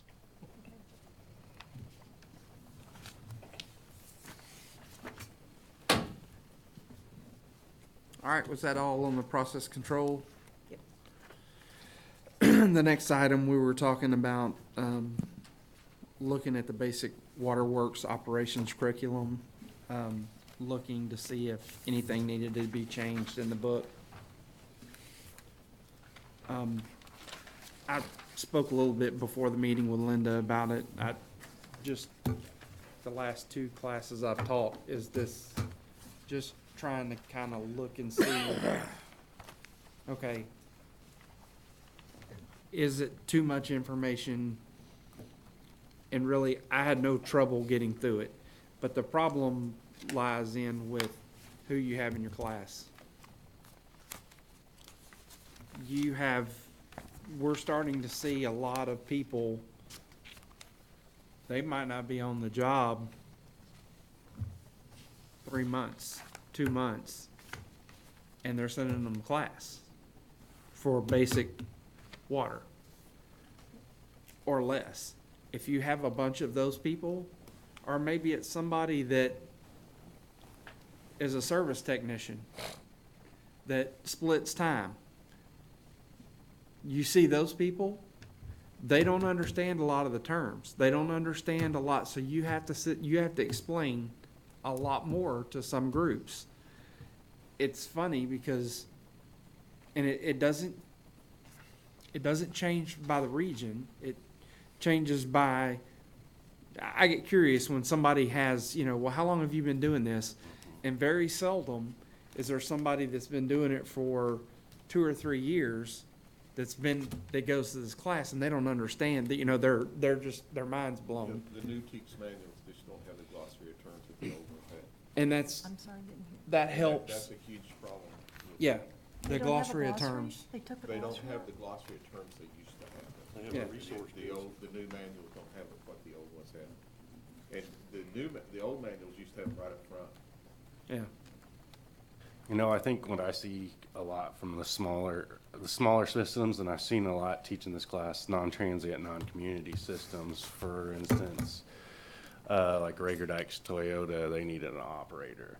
Okay, they have a guy come in that's never done anything with water systems at all, coming in and like 2 weeks on the job wanting to take this class. And I've seen a lot of that for plant operations and stuff like that, where we're getting a lot more of those kind of people taking these D-water exams. It's been interesting. Okay, so I think the point that's being made is that the students in the class are driving how you teach basic water. Yes. So the curriculum, they're saying they don't necessarily want to put times necessarily. I mean, they can be recommended time frames. The reason we advocated for that was because I've had other training classes where you put a topic that needs to be covered, and they may spend 2 hours on it. And you're just saying, no, it's just an introductory, how do these things all work together? You know, what's the TCQ? Kind of, not half a day on it. So what we could just say, and the curriculum is a guidance. It's not like chipped in stone kind of thing. So if y'all would be okay, I mean, there were some, did you not get some time recommendations? Yeah, I mean, from the past meetings, it was expressed that we still wanted more time focused on disinfection and calculations. So Mhm. we were kind of looking at maybe other areas that we could trim back on. So I don't know if you guys still felt that you were going over other areas unnecessarily. This, Or- like, Yeah. just for kicks, Mhm. this book is way smaller than the basic wastewater Yes. book. I can get through Now- teaching that with no problem Now, in 20 hours. this is, it's not a problem getting through the information. It's sometimes depending on your students, and you have to work extra to get them to understand. And believe it or not, it's the same language, but it's almost a language barrier because of the terms. But to me, you're starting to see a lot of people that are trying to come to class. And when I grew up in the business, I worked there for almost 4 years before I went to the first class.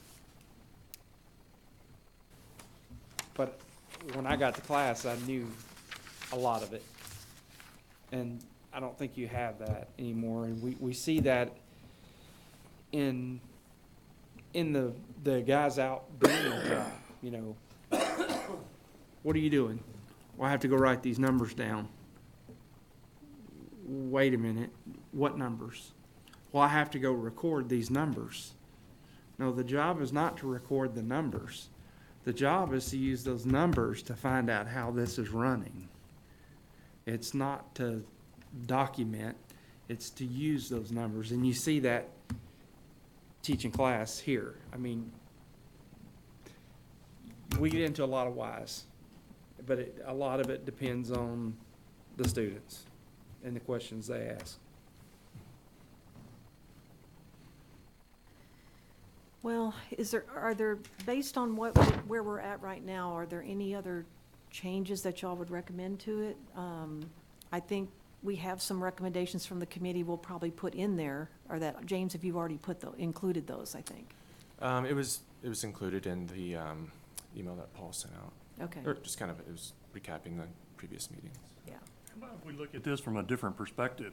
If you think that there needs to be more emphasis on calculations and on distribution, or on any of these things that are a part of basic water, don't look at deleting any of the questions off the exam. Add to it, and I promise you, you'll get your result. If I know you're adding 5 more disinfection type questions to the basic water test, where do you think I'm gonna spend a little extra time?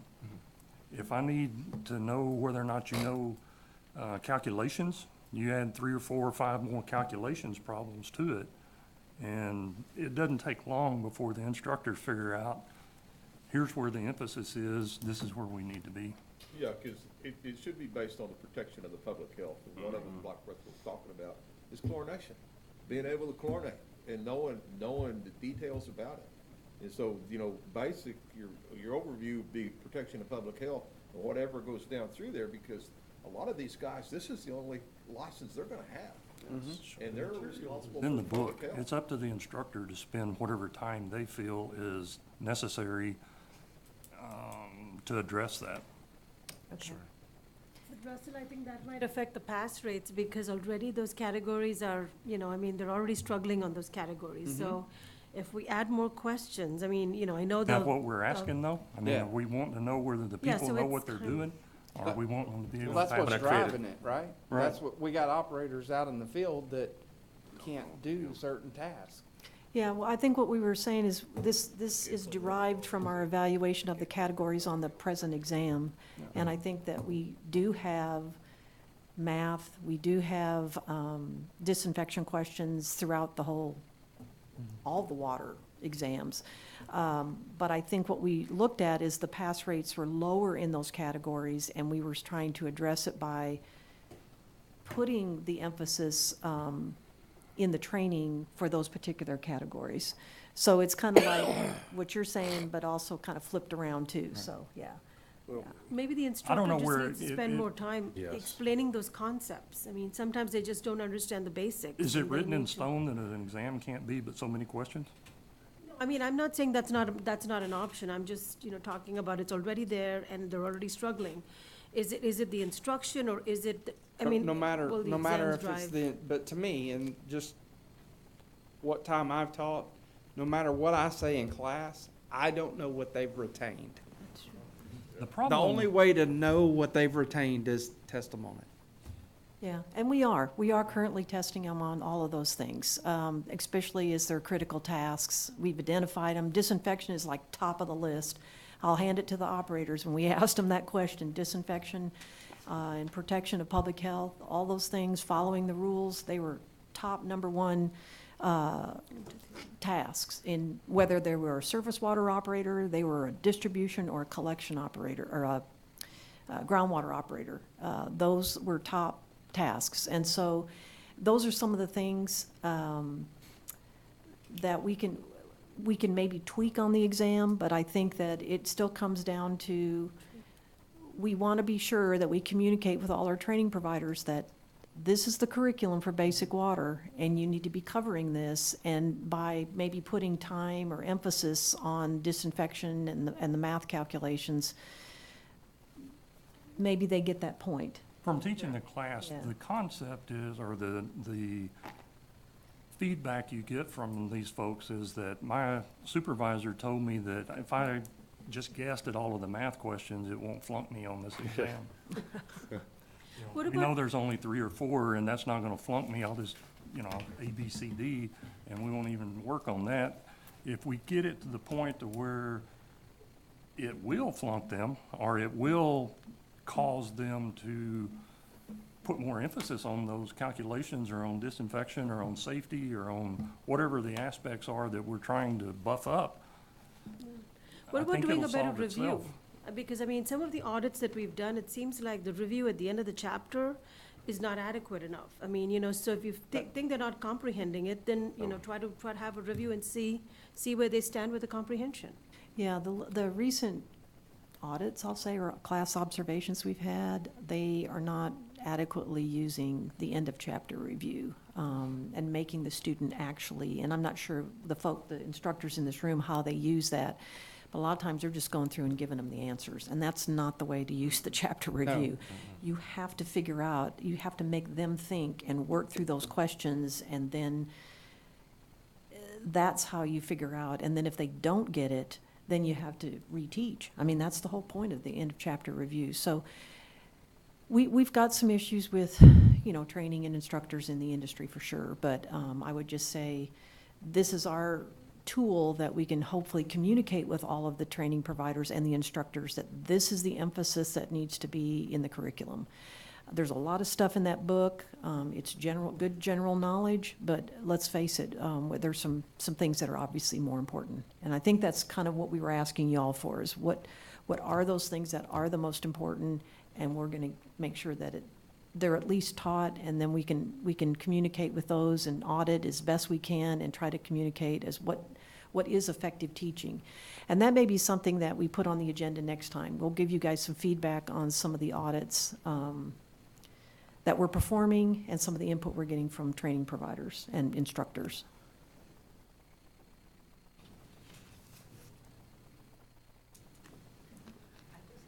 Question, are all of the questions weighted the same on the exam? Yes, they are. So what if you weighted the ones that you want them to actually learn more about a little heavier, if you don't want to add any more questions to the test, and that they know you need to know your math, you need to know your disinfection? And that may seem a little harsh, but working in water supply division, those 3 areas are the ones that they get in trouble the most and that we get the most calls on. Can you help us with this? We don't know why the samples came back positive. They trigger those level 1 assessments, and usually if they can't resolve those, some of them don't even know how to really fill out the assessment forms, and they fill them out very they struggle to fill those out. Assessment I would forms, what do say you mean? level one assessment forms, that's not really taught a whole lot in the basic class. Now, in the distribution class, on the other hand, it covers level one assessment pretty good. But those sample results are tied to triggering Mhm, those. yes. The disinfection issues are also tied to why you sometimes trigger those, because you don't know how to maintain it.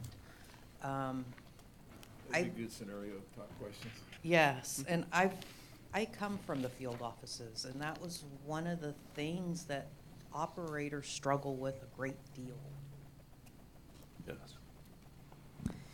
And I think that was why when we created the training for the expense reimbursement grant, the EPA expense reimbursement grant, we picked disinfection, sampling, Yes. and preparing and compliance with an investigation. Because those were the three things, and the compliance with the investigation, it went through all the kind of, everything that y'all look at and kind of, this is in the 290 rules, and so you have to, there were a lot of things. And it was mainly groundwater systems, of course, because of that small system. And so your point is well taken, and it's already been a proven item of concern, and we have the training materials available that could be supplemental, or like I say, if they say, hey, there's no training on this, you're expecting all this knowledge, we say, here it is. Here's a hands-on thing right here. It talks about sampling procedures and what are the samples you need to take, and it talks about, and that's particularly for your bacteriological samples. And then we also had the one on disinfection. Talked all about, I had A operators in it saying, oh, I didn't know about how you spike a sample or dilute a sample, and so, I mean, we have those things available. It may be something that we just request some of that information get put into the basic water manual, because what I am seeing is that there is quite a bit in basic water for bacteriological sampling and collecting, but there is, in the appendices is something about running a chlorine residual. So I definitely think some of the comments from y'all is those things need to get out of the appendices and need to get into the In the book, class. yeah. Yeah.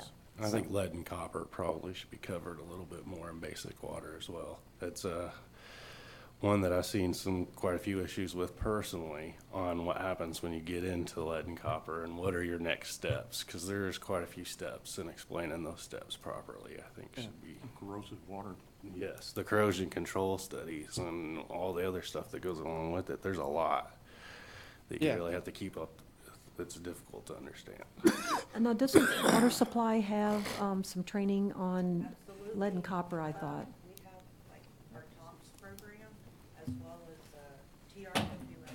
Well, I want some actual training materials or guidance that could be included and covered.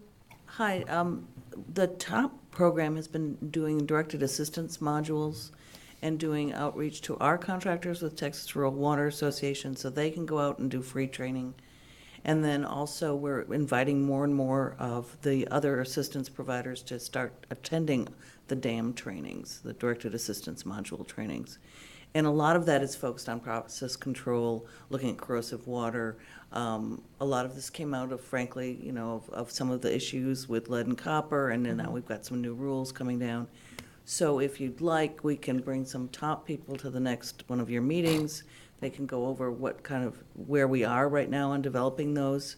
I know we did a presentation on it recently at the Drinking Water Advisory Work Group. And so I'll try to find the date and shoot that to you, Linda. So Okay. you guys can go back and look at that. It's archived on our website, and you can see that presentation. So I know that we're doing a lot more outreach on that. So But there's a specific dam related to the lead and copper Yes. sampling and There's, corrosion I think, what, 8 or 9 dams now? Yeah, there's a lot, but I 11. think, Yeah, 15? I think more means, but we've got ones, twos, and we've got gaps, so we don't really have all of them in sequence. And I think that Kenny Dykes is very open to providing that as a, you know, we've done a lot of the homework. We've done a lot of the testing of it. We've taken it on the road. We've trained some of our inspectors. We're using it with our own contractors. So if you want to put Kenny on the next agenda, I'm sure he'd love to talk about it. okay. And I think, are we talking specifically the lead and copper issues? Yeah, we can, and we how can bring the much- lead and copper folks too and talk Yeah. about the trainings they're doing. And they're still developing all that, right? Yes, and I think that So there's no really required monitoring for corrosion control unless it's triggered Unless by it's lead triggered. copper numbers? Yes, Are- that's, That's, Unless you're drilling a well. now, if you're drilling a brand-new well, that's a different story. Or if you take one out of service for a long time and now you're but rehabbing the whole if thing. if you have no history in that well field of issues and you're doing treatment at the plant, why can't you use the normal testing procedure that we've used forever and not use the new protocol that You would have to ask plan review on that, because they have modified some of those requirements Okay, well, due to and- some issues that they have currently experienced. Yeah, and the problem out there is that there's no testing, I mean, there's no information that the instructors are giving the students on the new protocol Okay. that have been implemented, but they're coming back and saying, hey, what do we do now? What am I supposed to do here? I've been running calcium carbonate stabilities forever, or using Baylis curves, and all of a sudden, I can't use that anymore. But That's it's worked. true. But it's worked forever in areas where we haven't had an issue. I am not the expert on lead you know, copper it- sampling and we have corrosivity. had Craig and some people from Yes, Bailey's group, I Craig think, would here come talking talk to on us that. about those test procedures and, I can see it in areas where you have problems, where it's triggered by something. But you're talking about a whole lot of extra costs for small systems, and they're going, wow. see, and we're looking at a whole big topic being added to basic water that affects, I mean, and mainly because we're worried about basic water because that's what's required to get the D license, and we have a lot of small systems that Yes. they only require a D license, and so they're taking the mentality instead of, okay, I have a groundwater system, I'm gonna take groundwater production, I'm gonna get a C, I'm gonna do all this stuff. They just stick with a D for years, and that's all they get is basic water. So we have to be careful we don't overload basic water so that it becomes, it's not the end-all cure-all, I think is what we're saying, so, This Either may that or sound add more terrible, training but requirements. I think it's, that D-water license, it's becoming a thing of the past. Because the rules have become, when I first started working for the agency, the rule book was this big. It was probably 72 pages. It's well over 100, and the chemistry has come out of the woodwork. And How are we gonna get these small systems to have the cash flow to pay for the quality of operator that's gonna need to run all these tests and interpret them? that No. is a problem. but here's the thing, though, Letty, Problem. it may require the knowledge of a C operator. It does. But our rules don't require them to be staffed with a C operator. That's right. If they're little tiny, they have a D. So if they're really tiny, and they call me because that is their main concern, I actually ask them to reach out to one of the larger entities within their community. I tell them to go join the local chapters of the water organizations, whether it's AWWA, any of the ones, there's different ones throughout regions across Texas. You need to go communicate with these people. There's That's good for always moral support, but it doesn't do anything for financial. Oh, she's got the financial down, and there are people who will come help you. There are grants out there that'll help you with Yeah, that, she's too. got the money. Yes. Well, I don't have a lot of money, but right now USDA is sitting on a ton of money, but it can't unfortunately be used for a lot of what we know it needs to be used, salaries. It's hard, but it's for physical stuff. But Infrastructure. Texas Department of Agriculture is starting a pilot program to try to do, calling it workforce development, to get operators more training. Like that program I told you about in Presidio County, we're trying some, other agencies are Will it pay recognizing. for training and licensing and things like that? It's really new, so Okay. we probably won't know for another few months. Right. But as far as have enough revenues to do all this testing, we know it's a problem, and we also know that most small municipalities have artificially low water rates. We know the pressure that those decision makers have to face because they go to church and the grocery store with the people who pay the water bills, who are happily paying Verizon, AT&T, and Sprint hundreds of dollars for almost, you know, I don't know if cell phones are considered as essential not these days or not, but what about cable TV? So we know what we do is we send out our contractors to help bolster the decision makers' morale. We offer third-party rate studies, so for free. And we have a contract, and so does the Public Utility Commission, and we piggyback the different tasks. I'm always giving talks and presentations on why your financial stability has to be a certain way. We talk about rates all the time. We try to get them some ideas of either regionalizing, sharing operators, but raising rates, why it's important, why not to be embarrassed. I had a mayor tell me recently, and we haven't raised rates in 10 years. And I'm like, please, that's nothing to be proud of. And so when you do have to raise Well, it them. depends on how much money they're sitting on. Well, yeah. And then when you do have to raise them because something fell down or broke or came apart and you need an emergency interconnect, the rate shock is horrible. But if you do it every single year and you make that part of it, so part of backing up to that is what kind of long-term planning are you doing? So we're pushing that too. So anytime you want to talk about that kind of stuff, or if you run into folks who need help, please, we have a mailbox, fmt@tcq, or you can call any of us in the Water Supply Division and we'll hook you up with the folks who can send people out to sit down and talk to them. And the third-party thing really does help. Having someone come in so you can go to your council and say, this wasn't my idea, but we had somebody come in and they looked at our rates and how much we have in savings, and they said we have to be here in 5 years. And it does help. Okay, thank you, Dorothy. Are we wrapped up? We are. Okay. The question we have now is going to the exam review session. Do we want to take a short break, actually maybe take actually lunch? I mean, we've kind of recommended, and then, like maybe if you guys want to go to the cafeteria. The cafeteria is open, I think, I hope, in Building A. Maybe a long exam session. I don't want to deter you, but it may be long, pretty long. She's got more questions than we had originally planned for, so if y'all don't mind maybe taking at least a 30-minute break and grabbing something to eat or whatever you need to do, even if you need 45 minutes? 30 minutes. 30 minutes? Yeah, they do have like a deli sandwich kind of place. And it is open today? Because I noticed it yesterday, there were some things closed. So if y'all want to kind of take that break and we'll meet over, maybe, let's take maybe till 12:15. And it's over in Building D, as in dog. If you'll go to the security desk, the guard will call us and then we'll be in the occupational licensing conference room to review these questions. And that concludes the end of our public session of the meeting. Do you all have anything to add regarding the exam session? Okay.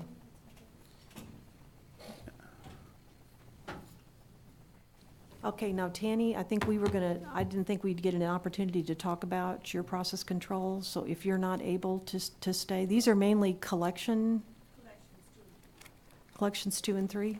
So, but what I would recommend is, I just kind of want to let y'all know that we're trying to actually do a contract through UT Arlington, which is where I think James started with the agency as a contractor, and we can actually contract with folks with his background. And we're trying to get folks who maybe have experience with the agency, have a technical background, or familiar with operations to write and draft exam questions, or maybe perform job task analysis, maybe write the survey, the job surveys, because we just don't have the staff to kind of keep up with all this, and we really want to get a huge bank of questions and start versioning our exams so that when we have people who think that they're so desperate they want to take pictures of our exams and do all kinds of things that they shouldn't be doing, that we have a backup plan, and we can actually do that. So that's just for your information. But in the meantime, you guys are our SME reviewers of this, because you are in operations, you have that experience, you're licensed people, you've been through the exams. part of coming to these exam review sessions is we kind of teach you, I have some very experienced people here who've been through it with me before, but to teach you as to what you look for, how it should be referenced, that type of thing. So as y'all have ideas of things that you might want to see on an exam, or we get into maybe upper level exams, you have an idea of what to do. So I'll leave it to you if, you know, you need to start back, or if you can stay for at least part of that session, so you have an idea of kind of what we go through. Okay. That, and it helps to fix the wording on some of the questions. Yeah. Yes. Okay. All right, meeting adjourned. Thank you. So, I gotta show you what I've been working on. Let me ask, Go ahead. Paul, can you be